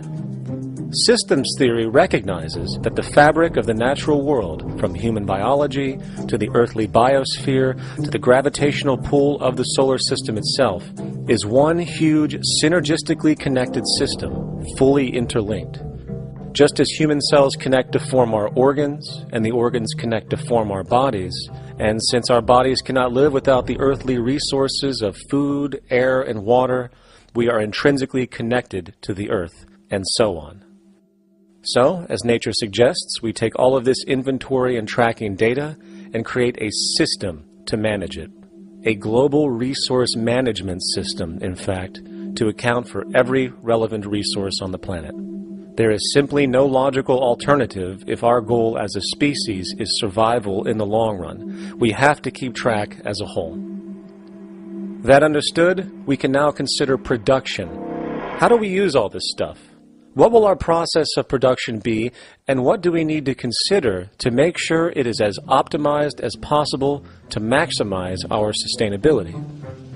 Well, the first thing that jumps right out at us is the fact that we need to constantly try and preserve. The planet's resources are essentially finite, so it is important that we be strategic. Strategic preservation is key. The second thing we recognize is that some resources are really not as good as others in their performance. In fact, some of this stuff, when put into use, has a terrible effect on the environment, which invariably hinders our own health. For example, oil and fossil fuels, no matter how you cut it, release some pretty destructive agents into the environment. Therefore, it is critical we do our best to use such things only when we really have to, if at all. Fortunately for us, we see a ton of solar, wind, tidal, wave, heat differential, and geothermal possibilities for energy production, so we can strategize objectively about what we use and where to avoid what could be called negative retroactions, or anything that results from production or use that damages the environment and hence ourselves. We will call this strategic safety to couple in with our strategic preservation. But production strategies do not stop there. We are going to need an efficiency strategy for the actual mechanics of production itself. And what we find is that there are roughly 3 specific protocols we must adhere to. 1. Every good we produce must be designed to last as long as possible. Naturally, the more things break down, the more resources we are going to need to replace them, and the more waste produced. 2. When things do break down or are no longer usable for whatever reason, it is critical that we harvest or recycle as much as we possibly can. So the production design must take this into account directly at the very earliest stages. 3. Quickly evolving technologies, such as electronics, which are subject to the fastest rates of technological obsolescence, would need to be designed to foreshadow and accommodate physical updates. The last thing we want to do is throw away an entire computer system just because it has only one broken part or is outdated. So we simply design the components to be easily updated, part by part, standardized and universally interchangeable, foreshadowed by the current trend of technological change. And when we realize that the mechanisms of strategic preservation, strategic safety, and strategic efficiency are purely technical considerations, devoid of any human opinion or bias, we simply program these strategies into a computer which can weigh and calculate all the relevant variables, allowing us to always arrive at the absolute best method for sustainable production based on current understandings. And while that might sound complex, all it is a glorified calculator. Not to mention, such multivariate decision-making and monitoring systems are already used across the world today for isolated purposes. It is simply a process of scaling it out. So, now we not only have our resource management system, but also a production management system, both of which are easily computer automated to maximize efficiency, preservation, and safety. The informational reality is that the human mind, or even a group of humans, cannot track what needs to be tracked. It must be done by computers, and it can be. And this brings us to the next level, distribution. What sustainability strategies make sense here? Well, since we know that the shortest distance between 2 points is a straight line, and since energy is required to power transport machines, the less transport distance, the more efficient. Producing goods in one continent and shipping them over to another only makes sense if the goods in question simply cannot be produced in the target area. Otherwise, it is nothing but wasteful. We must localize production so distribution is simple, fast, and requires the least amount of energy. We'll call this the proximity strategy, which simply means we reduce the travel of goods as much as possible, whether raw materials or finished consumer products. Of course, it might also be important to know what goods we are transporting and why, and this falls under the category of demand. And demand is simply what people need to be healthy and to have a high quality of life. The spectrum of material human needs range from core life-supporting necessities, such as food, clean water, shelter, to social and recreational goods, which allow for relaxation and personal social enjoyment, both important factors in human and social health overall. So, very simply, we take another survey. People describe their needs. Demand is assessed, and production begins based on that demand. And since the level of demand of different goods will naturally fluctuate and change around different regions, we need to create a demand distribution tracking system, so to avoid overruns and shortages. Of course, this idea is old news. It is used in every major store chain today to make sure they keep up with their inventory. Only this time we are tracking on a global scale. But, wait a minute, we really can't fully understand demand if we don't account for the actual usage of the good itself. Is it logical and sustainable for every single human to, say, have one of everything made, regardless of their usage? No, that would be simply wasteful and inefficient. If a person has a need for a good, but that need is only for, say, 45 minutes a day on average, it would be much more efficient if that good was made available to them and to others when needed. Many forget that it isn't the good that they want, it is the purpose of that good. When we realize that the good itself is only as important as its utility, we see that external restriction, or what we might call today ownership, is extremely wasteful and environmentally illogical in a fundamental economic sense. So, we need to devise a strategy called strategic access. This would be the foundation of our demand distribution tracking system, which makes sure we can meet the demand of the population's needs for access of whatever they need when they need it. And as far as physically obtaining the goods, centralized and regional access centers all make sense for the most part, placed in close proximity to the population, and a person would simply come in, take the item, use it, and when finished, return it when it is no longer needed. Sort of how a library works today. In fact, these centers could not only exist in the community in the way we see local stores today, but specialized access centers would exist in specific areas where often certain goods are utilized, saving more energy with less repeat transport. And once this demand tracking system is in order, it is tied into our production management system, and of course into our resource management system, hence creating a unified, dynamically updating global economic management machine that simply makes sure we remain sustainable, starting with securing the integrity of our finite resources, moving to make sure we only create the best, most strategic goods possible, while distributing everything in the most intelligent and efficient way. And the unique result of this preservation-based approach, which is intuitively counter to many, is that this logical, ground-up, empirical process of preservation and efficiency, which can only define true human sustainability on this planet, would likely enable something never before seen in human history. Access abundance, not just for a percentage of the global population, but the entire civilization. This economic model, as was just generalized, this responsible systems approach to total Earth resource management and processes, designed again to do nothing less than take care of humanity as a whole in the most efficient and sustainable way, could be termed a resource-based economy. The idea was defined in the 1970s by structural engineer Jacques Fresco. He understood back then that society was on a collision course with nature and itself, unsustainable on every level. And if things didn't change, we would destroy ourselves one way or another. Are all these things you're saying, Jacques, could they be built with what we know today, or are some of these things, are you guessing based on what we know today? No. All of these things can be built with what we know today. It would take 10 years to change the surface of the earth, to rebuild the world into a second Garden of Eden.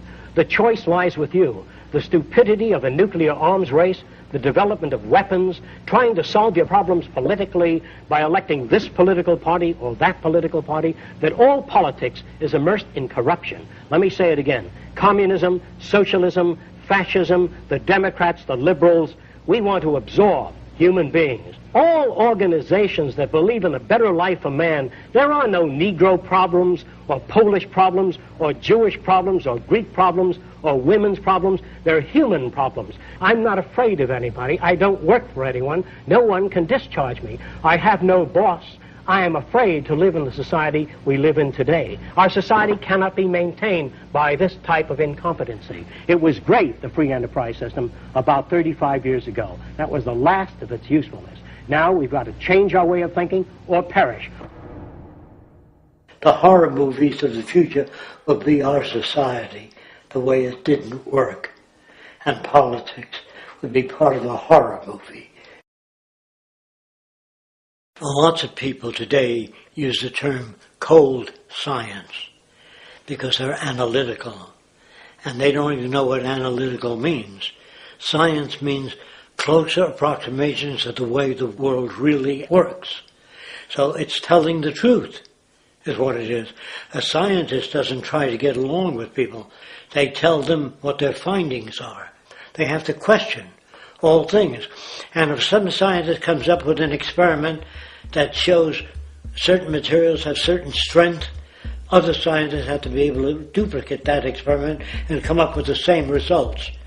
Even if a scientist feels that an airplane wing, due to mathematics or calculations, can hold up a given amount of weight, they still pile sandbags on it to see when it breaks.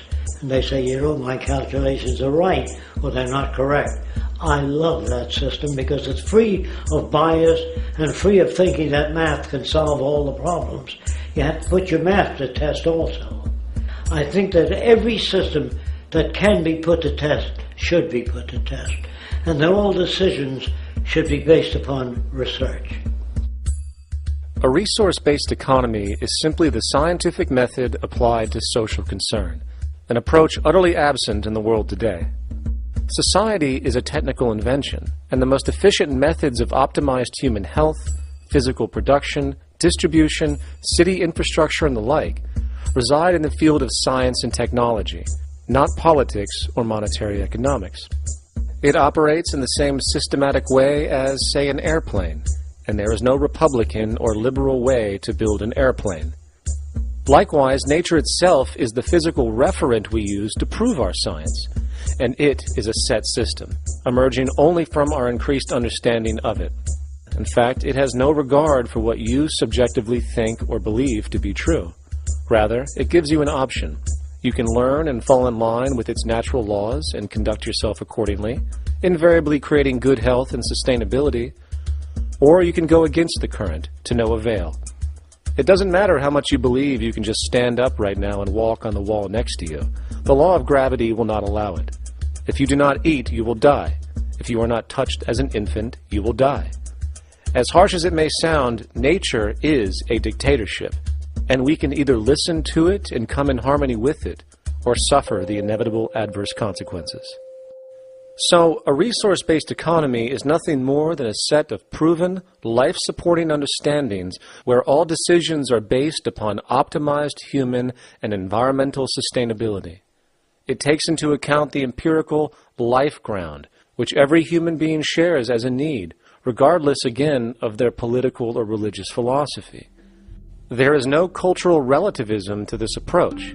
It isn't a matter of opinion. Human needs are human needs, and having access to the necessities of life, such as clean air, nutritious food, and clean water, along with a positively reinforcing, stable, nurturing, and non-violent environment, is demanded for our mental and physical health, our evolutionary fitness, and hence the species' survival itself.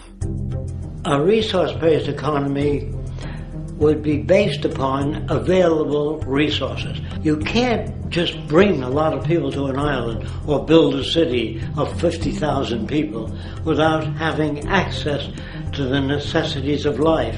So when I use the term a comprehensive systems approach, I'm talking about doing an inventory of the area first and determining what that area can supply, not just architectural approach, not just design approach, but design must be based on all of the requirements to enhance human life. And that's what I mean by an integrated way of thinking. Food, clothing, shelter, warmth, love, all those things are necessary. If you deprive people of any of them, you have a lesser human being, less capable of functioning. As previously outlined, a resource-based economy's ground-up, global, systems approach to extraction, production, and distribution is based upon a set of true economic mechanisms, or strategies, which guarantee efficiency and sustainability in every area of the economy. So, continuing this train of thought regarding logical design, what is next in our equation?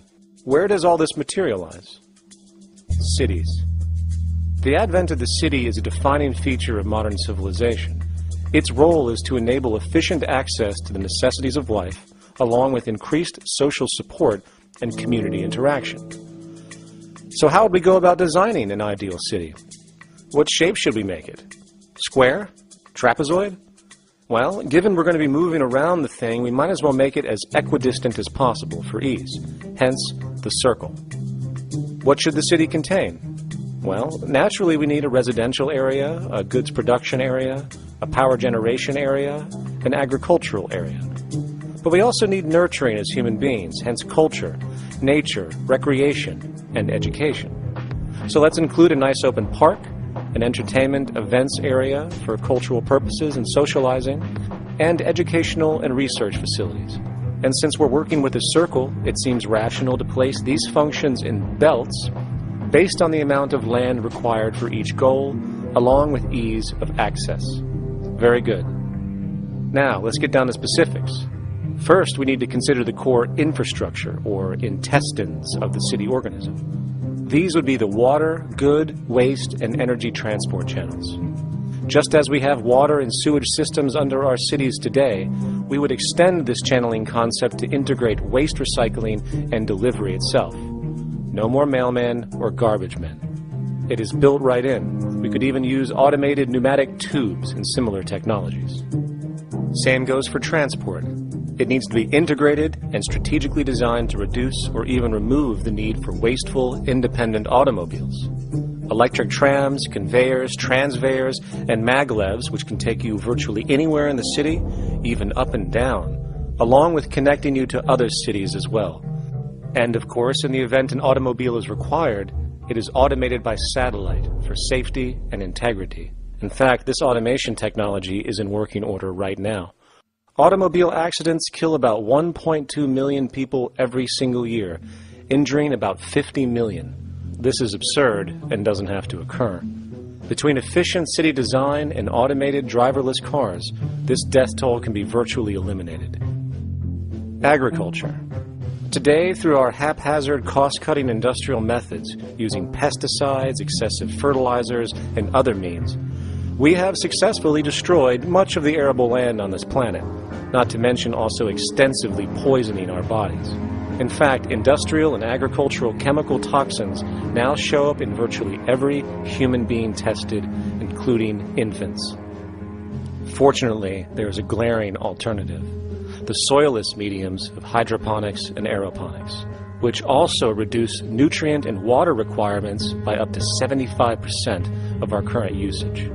Food can now be organically grown on an industrial scale in enclosed vertical farms, such as in 50-story, 1-acre plots. virtually eliminating the need for pesticides and hydrocarbons in general. This is the future of industrial food cultivation, efficient, clean, and abundant.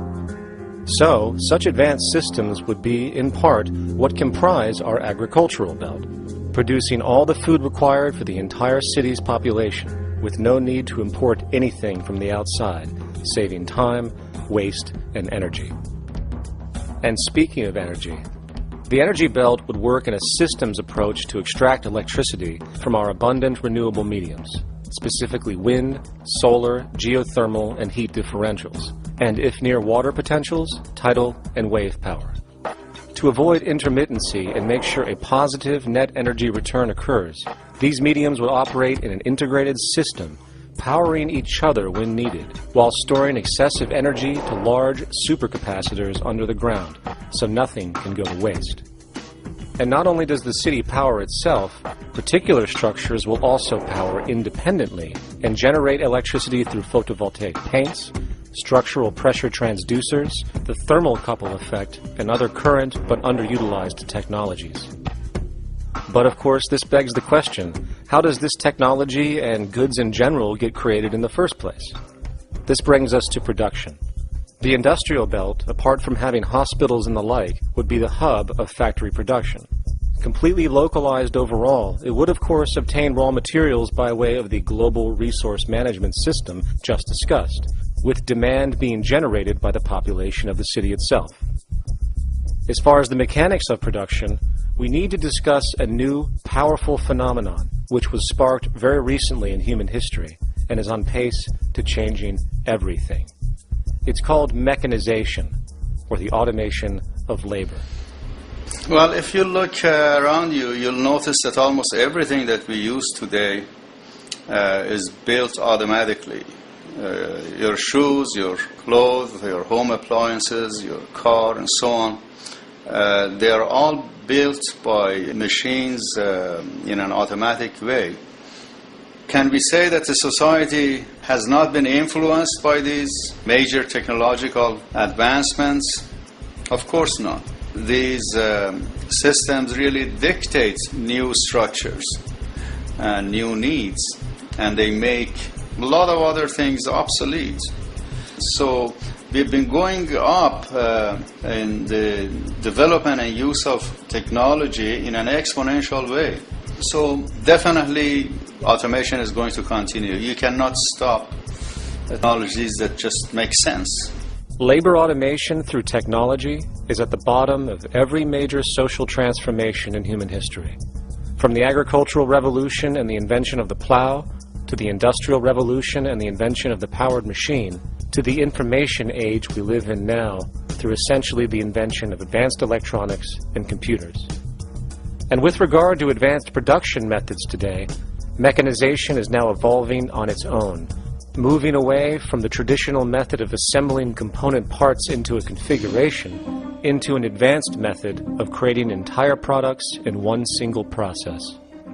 Like most engineers, I'm fascinated by biology because it's so full of examples of extraordinary pieces of engineering. And what biology is the study of things that copy themselves. Of course, that's as good a definition of life as we've got.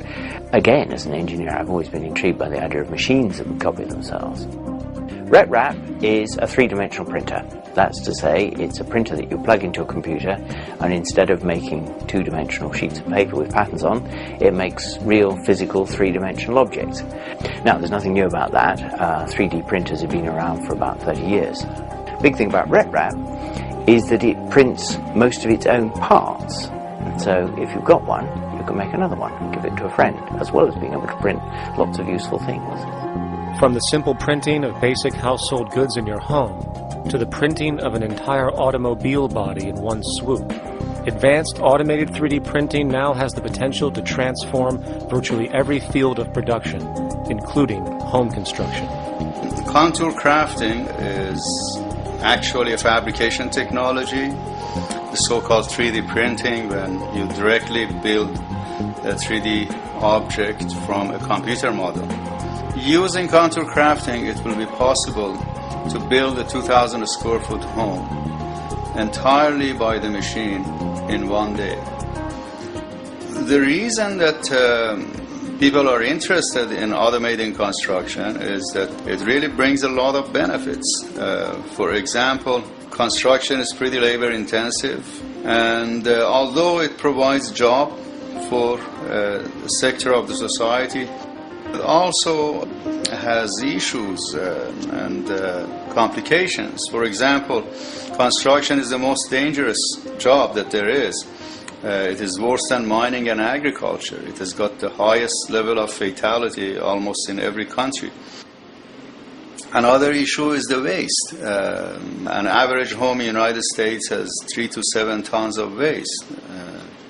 So this is huge if we look at the impact of construction and knowing that about 40% of all materials in the world are used in construction. So a big waste of energy and resources and big damage to the environment as well. Making homes using hammers and nails and wood with the state-of-art technology today is really absurd and will go the way of our labor class in regards to manufacturing in the United States. Recently, there was a study by economist David Autor of MIT that states that our middle class is obsolete and being replaced by automation. Quite simply, mechanization is more productive, efficient, and sustainable than human labor in virtually every sector of the economy today. Machines do not need vacations, breaks, insurance, pensions, and they can work 24 hours a day every day. The output potential and accuracy compared to human labor is unmatched. The bottom line, repetitive human labor is becoming obsolete and impractical across the world, and the unemployment you see around you today is fundamentally the result of this evolution of efficiency in technology. For years, market economists have dismissed this growing pattern, which could be called technological unemployment, because of the fact that new sectors always seem to emerge to reabsorb the displaced workers. Today, the service sector is the only real hub left and currently employs over 80% of the American workforce, with most industrialized countries maintaining a similar proportion. However, this sector is now being challenged increasingly by automated kiosks, automated restaurants, and even automated stores. Economists today are finally acknowledging what they have been denying for years. Not only is technological unemployment exasperating the current labor crisis we see across the world due to the global economic downturn, but the more the recession deepens, the faster the industries are mechanizing. The catch, which is not realized, is that the faster they mechanize to save money, the more they displace people, the more they reduce public purchasing power. This means that while the corporation can produce everything more cheaply, fewer and fewer people will actually have money to buy anything, regardless of how cheap they become. The bottom line is that the labor for income game is slowly coming to an end. In fact, if you take a moment to reflect on the jobs which are in existence today, which automation could take over right now if applied, 75% of the global workforce could be replaced by mechanization tomorrow. And this is why, in a resource-based economy, there is no monetary market system, no money at all, for there is no need. A resource-based economy recognizes the efficiency of mechanization and accepts it for what it offers. It doesn't fight it like we do today. Why? Because it is irresponsible not to, given any interest in efficiency and sustainability. And this brings us back to our city system. In the center is the central dome, which not only houses the educational facilities and transportation hub, it also hosts the mainframe that runs the city's technical operations. The city is, in fact, one big automated machine. It has sensors in all technical belts to track the progress of agriculture, energy gathering, production, distribution, and the like. Now, would people be needed to oversee these operations in the event of a malfunction or the like? Most probably yes, but that number would decrease over time as improvements continue. However, as of today, maybe 3% of the city population would be needed for this job when you break it down. And I can assure you that in an economic system which is actually designed to take care of you and secure your well-being, without you having to submit to a private dictatorship on a daily basis, usually to a job that is either technically unnecessary or socially pointless, while often struggling with debt that doesn't exist just to make ends meet. I guarantee you people will volunteer their time left and right to maintain and improve a system that actually takes care of them. And coupled with this issue of incentive comes the common assumption that if there isn't some external pressure for one to work for a living, people will just sit around, do nothing, and turn into fat, lazy blobs. This is nonsense. The labor system we have today is in fact the generator of laziness, not a resolver of it. If you think back to when you were a child, full of life, interested in new things to understand, likely creating and exploring, but as time went on, the system pushed you into the focus of figuring out how to make money. And from early education to study at a university, you are narrowed, only to emerge as a creature which serves as a cog in a wheel in a model that sends all the fruits to the upper 1%. Scientific studies have now shown that people are, in fact, not motivated by monetary reward when it comes to ingenuity and creation. The creation itself is the reward. Money, in fact, appears only to serve as an incentive for repetitive, mundane actions, a role we have just now shown can be replaced by machine. So when it comes to innovation, the actual use of the human mind, the monetary incentive has proven to be a hindrance, interfering and detracting from creative thought. And this might explain why Nikola Tesla, the Wright brothers, and other inventors who contributed massively to our current world never showed a monetary incentive to do so.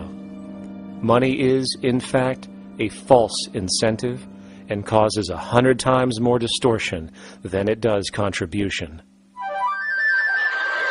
Good morning, class. Please settle down. The first thing I would like to do is go around the room and ask what everyone would like to be when they grow up. Who'd like to go first? Okay, how about you, Sarah? When I grow up, I want to work at McDonald's like my mom. Oh, family tradition, eh? How about you, Linda?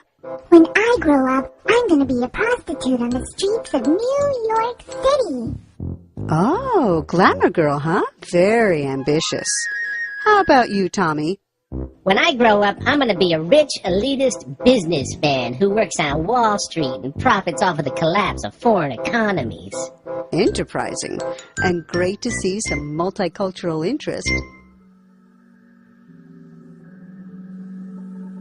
As stated before, a resource-based economy applies the scientific method to social concern, and this isn't limited to simply technical efficiency. It also has the consideration of human and social well-being directly and what comprises it.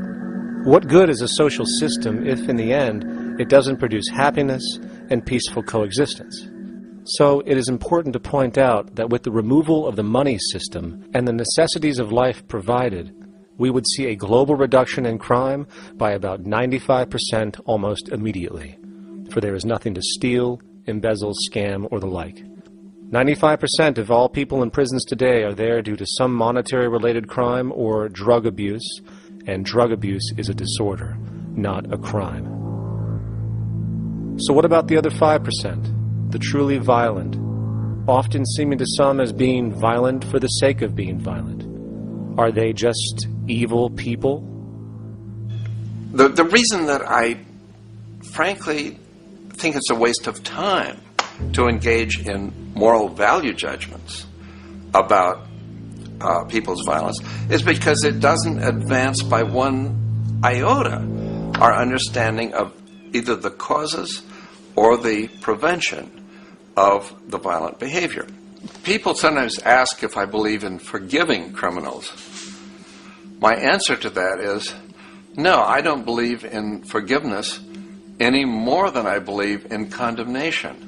It's only if we as a society can take the same attitude of treating violence as a problem in public health and preventive medicine rather than as a moral evil It's only when we make that change in our own attitudes and assumptions and values that we will actually succeed in reducing the level of violence rather than stimulating it, which is what we do now. The more justice you seek, the more hurt you become, because there's no such thing as justice. There is whatever there is out there. That's it. In other words, if people are conditioned to be racist and bigots, if they're brought up in an environment that advocates that, why do you blame the person for it? They're a victim of a subculture. Therefore, they have to be helped. The point is, we have to redesign the environment that produces aberrant behavior. That's the problem, not putting a person in jail. That's why judges, lawyers, freedom of choice, such concepts are dangerous, because it gives you misinformation that the person is bad or that person is a serial killer. Serial killers are made, just like soldiers become serial killers with a machine gun. They become killing machines, but nobody looks at them as murderers or assassins, because that's natural. So we blame people. We say, well, this guy was a Nazi, he tortured Jews. No, he was brought up to torture Jews. Once you accept the fact that people have individual choices and they're free to make those choices, free to make choices means without being influenced. And I can't understand that at all. All of us are influenced in all our choices by the culture we live in, by our parents, and by the values that dominate. So we're influenced. So there can't be free choices. What's the greatest country in the world? The true answer, I haven't been all over the world, and I don't know enough about different cultures to answer that question. I don't know anybody that speaks that way. They say, it's good old USA, the greatest country in the world. There's no survey. Have you been to India? No. Have you been to England? No. Have you been to France? No. What do you make your assumptions on? They can't answer. They get mad at you.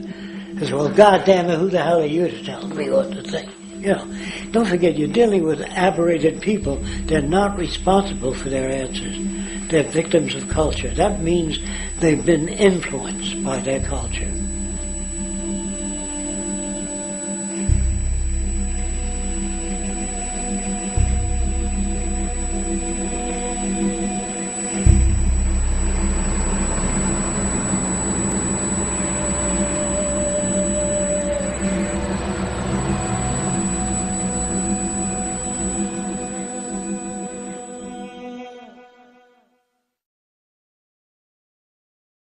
When we consider a resource-based economy, there are often a number of arguments that tend to come up with regard to the efficiency. Now hold on just a minute. Yes? I know what this is. This is called Marxism, buddy. Stalin killed 800 billion people because of ideas like this. My father died in the gulag. Hold on. Communist, fascist. You know, like America, you should just leave. All right, everybody just calm down. Death to the New World Order. Death to the New World Order. And as the irrationality of the audience grew, shocked and confused, suddenly the narrator suffered a fatal heart attack. And the seemingly communist propaganda film was no more.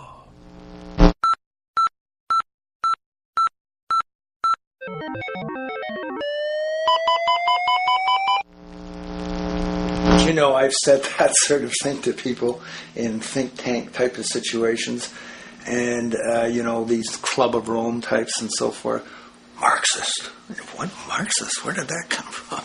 You know, they got this icon they hold on to as their holy grail.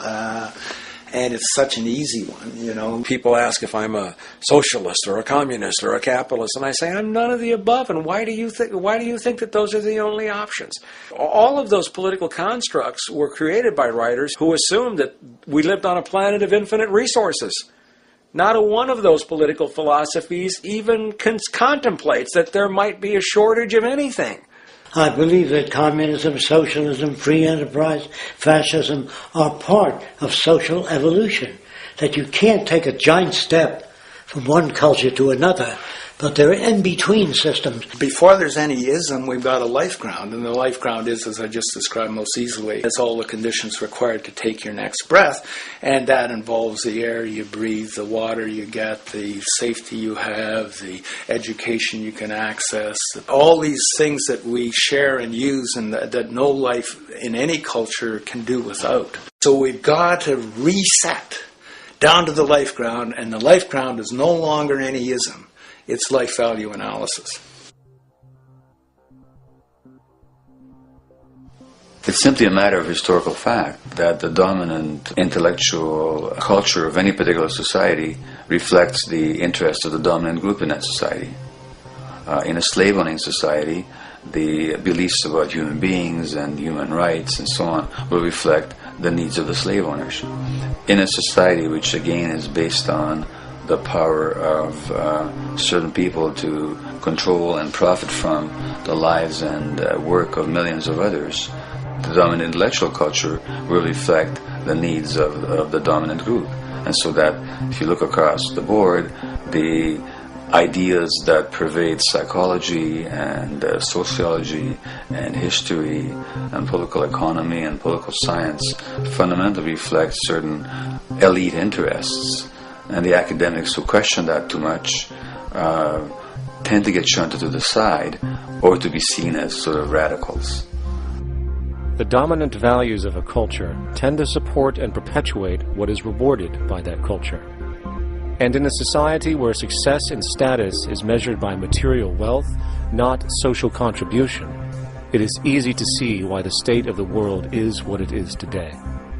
We are dealing with a value system disorder, completely denatured, where the priority of personal and social health have become secondary to the detrimental notions of artificial wealth and limitless growth. And like a virus, this disorder now permeates every facet of government, news media, entertainment, and even academia. And built into its structure are mechanisms of protection from anything that might interfere. Disciples of the monetary market religion, the self-appointed guardians of the status quo, constantly seek out ways to avoid any form of thought which might interfere with their beliefs, the most common of which are projected dualities. If you are not a Republican, you must be a Democrat. If you are not a Christian, you might be a Satanist. And if you feel society can be greatly improved to consider perhaps, taking care of everyone, you're just a utopianist. And the most insidious of them all, if you are not for the free market, you must be against freedom itself. I'm a believer in freedom.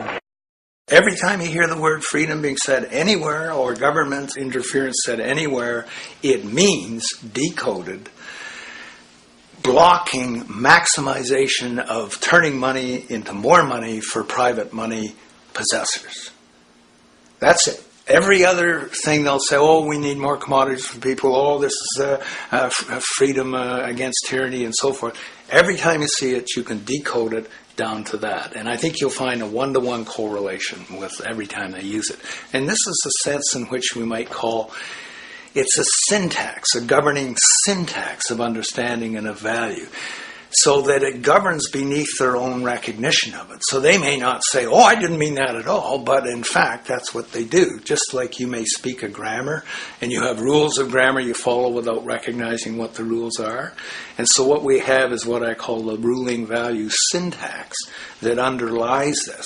So every time they use these words, government interference, lack of freedom, or progress, or development, you can decode them all to come back to mean that. Of course, when you hear the word freedom, it tends to be in the same sentence with something called democracy. It's fascinating how people today seem to believe that they actually have a relevant influence on what their government does, forgetting that the very nature of our system offers everything for sale. The only vote that counts is the monetary vote, and it doesn't matter how much any activist yells about ethics or accountability. In a market system, every politician, every legislation, and hence every government is for sale. And even with the $20 trillion bank bailout starting in 2007, an amount of money which could have changed, say, the global energy infrastructure to fully renewable methods, instead going to a series of institutions that literally do nothing to help society, institutions that could be removed tomorrow with no recourse. The blind conditioning that politics and politicians exist for the public well-being still continues. The fact is, politics is a business, no different than any other in a market system, and they care about their self-interest before anything else. I don't really, honestly, deep down believe in political action. I think the system contracts and expands as it wants to. It accommodates these changes. I think the civil rights movement was an accommodation on the part of those who own the country. I think they see where their self-interest lies. They see a certain amount of freedom seems good, an illusion of liberty. Give these people a voting day every year so that they'll have the illusion of meaningless choice. Meaningless choice that we go like slaves and say, "Joe, I voted." The limits of debate in this country are established before the debate even begins, and everyone else is marginalized. They're made to seem either to be communists or was some sort of disloyal person, a kook, there's a word, and now it's conspiracy. Say, they've made that something that should not be even entertained for a minute, that powerful people might get together and have a plan. Doesn't happen. You're a kook. You're a conspiracy buff. And of all the mechanisms of defense of this system, there are two that repeatedly come up. The first is this idea that the system has been the cause of the material progress we have seen on this planet. Well, no. There are basically two root causes which have created the increased so-called wealth and population growth we see today. One, the exponential advancement of production technology, hence scientific ingenuity.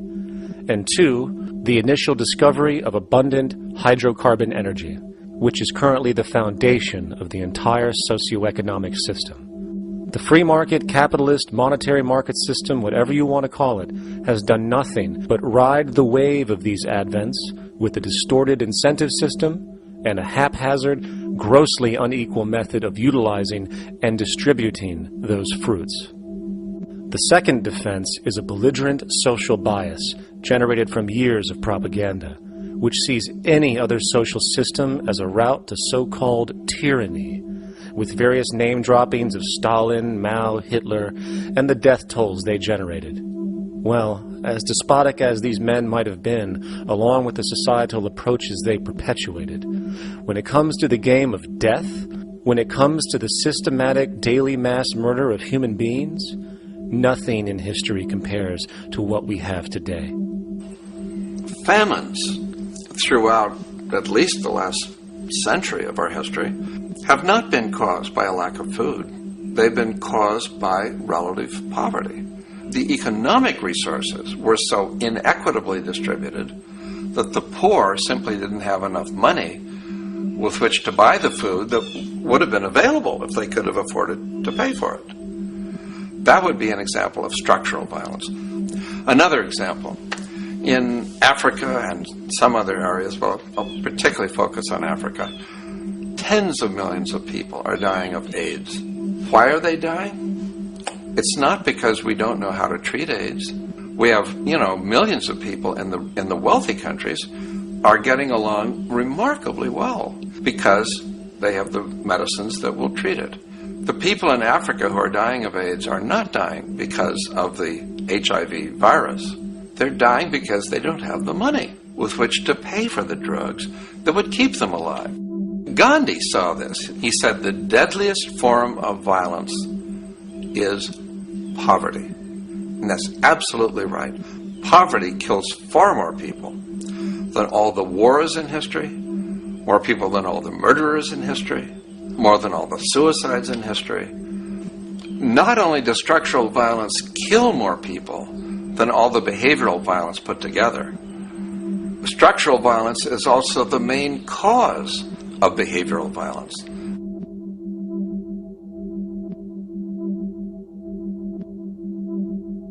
Oil is the foundation of, and it is present throughout the edifice of human civilization. There are 10 calories of hydrocarbon energy, oil and natural gas, in every calorie of food you and I eat in the industrialized world. Fertilizers are made from natural gas. Pesticides are made from oil. You drive oil-powered machines to plant, plow, irrigate, harvest, transport, package. You wrap the food in plastic, that's oil. All plastic is oil. There are 7 gallons of oil in every tire. Oil is everywhere. It's ubiquitous. And it's only because of oil that there are 7 billion people, or almost 7 billion people on this planet right now. The arrival of this cheap, easy energy, which is equivalent, by the way, to billions of slaves working around the clock, changed the world in such a radical way over the last century, and the population has gone up 10 times. But by 2050, oil supply is able to support less than half the present world's population in their present way of life. So the scale of adjustment to live differently is just enormous. The world is now using 6 barrels of oil for every barrel it finds. 5 years ago, it was using 4 barrels of oil for every barrel it finds. A year from now, it's going to be using 8 barrels of oil for every barrel it finds. What's disturbing to me is the lack of any real effort from governments worldwide or industry leaders worldwide to do something different. I mean, we have these sort of attempts to build more wind power and to maybe do something with tide. We've got attempts to make our cars a little bit more efficient. But there's nothing which really looks like a revolution coming along. These are all pretty minor. And that, I think, is pretty frightening. And the governments who are driven by these economists who don't really appreciate what we're talking about are trying to stimulate consumerism to restore past prosperity in the hope that they can restore the past. They're printing yet more money lacking any collateral at all. So if the economy improves and recovers and growth, famous growth comes back, it'll only be short-lived because within a short period of time, counted in months rather than years, it'll hit the supply barrier again. There'll be another price shock and a deeper recession. So I think we go into a series of vicious circles. So you have the economic growth going up, price spike, everything shuts down, that's where we are now.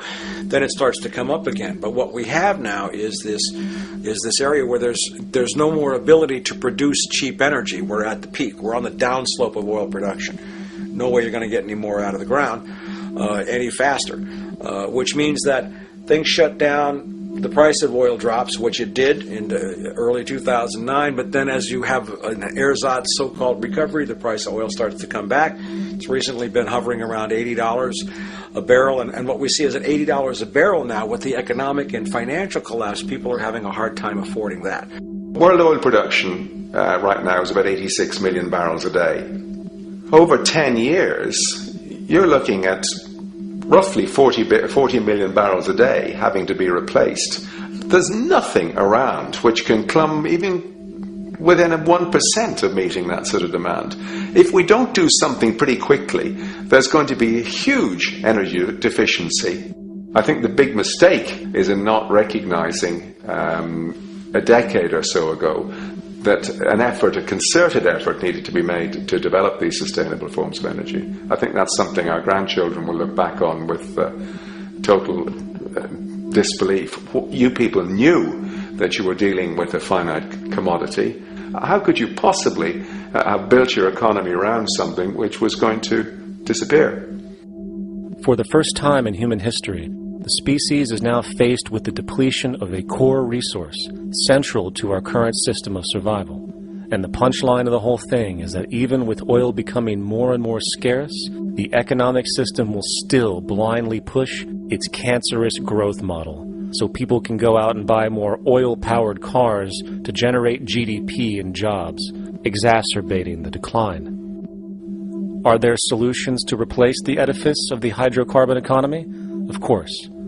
But the path needed to accomplish these changes will not manifest through the market system protocols required, since new solutions can only be implemented through the profit mechanism. People are not investing in renewable energies because there is no money in it in both the long and short term. And the commitment needed to make it happen can only occur at a severe financial loss. Hence, there is no monetary incentive. And in this system, if there's no monetary incentive, things do not happen. And on top of it all, peak oil is just one of many surfacing consequences of the environmental social train wreck gaining speed today. Other declines include freshwater, the very fabric of our existence, which is currently showing shortages for 2.8 billion people, and those shortages are on pace to reach 4 billion by 2030. Food production, the destruction of arable cropland, from which 99.7% of all human food comes from today, is occurring up to 40 times faster than it is being replenished. And over the last 40 years, 30% of the arable land has become unproductive. Not to mention that hydrocarbons are the backbone of agriculture today, and as it declines, so will the food supply. As far as resources in general, at our current patterns of consumption, by 2030 we will need 2 planets to continue our rates. Not to mention the continual destruction of life-supporting biodiversity, causing extinction spasms and environmental destabilization across the globe. And with all of these declines, we have the near exponential population growth, where by 2030 there might be over 8 billion people on this planet. Energy production alone would need to increase 44% by 2030 to meet such demand. And again, since money is the only initiator of action, are we to expect that any country on the planet is going to be able to afford the massive changes needed to revolutionize agriculture, water processing, energy production, and the like, when the global debt pyramid scheme is slowly shutting the entire world down? Not to mention the fact that the unemployment you currently see is going to become normality due to the nature of technological unemployment. The jobs are not coming back. And finally, a broad social perspective. From 1970 to 2010, poverty on this planet doubled due to this system. And given our current state, do you honestly think we will see anything less than more doubling, more suffering, and more mass starvation? There is not going to be any recovery. This is not some long depression that we're someday going to pull out of. I think the next phase we're going to see after the next round of economic collapse is massive civil unrest, when employment checks stop being paid because the states have no money left. And when things get so bad that people lose confidence in their elected leaders, they will demand change if we don't kill each other in the process or destroy the environment. I'm just afraid that we might get to the point of no return.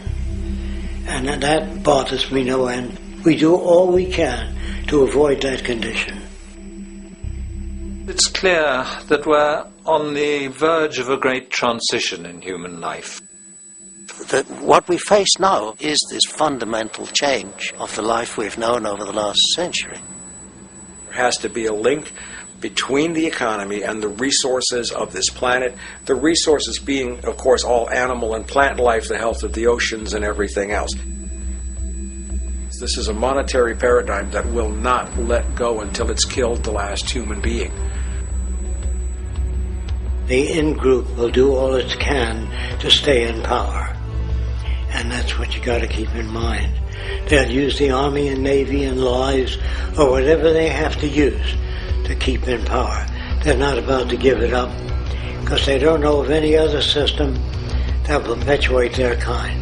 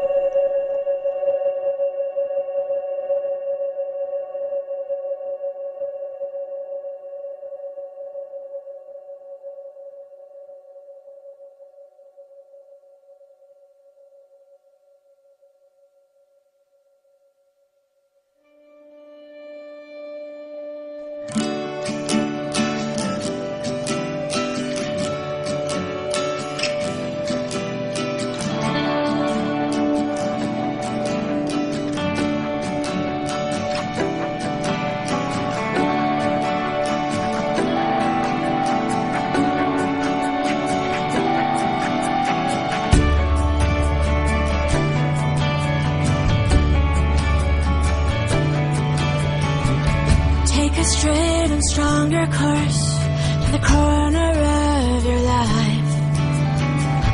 Just remember that the goal is for us all to capture all we want.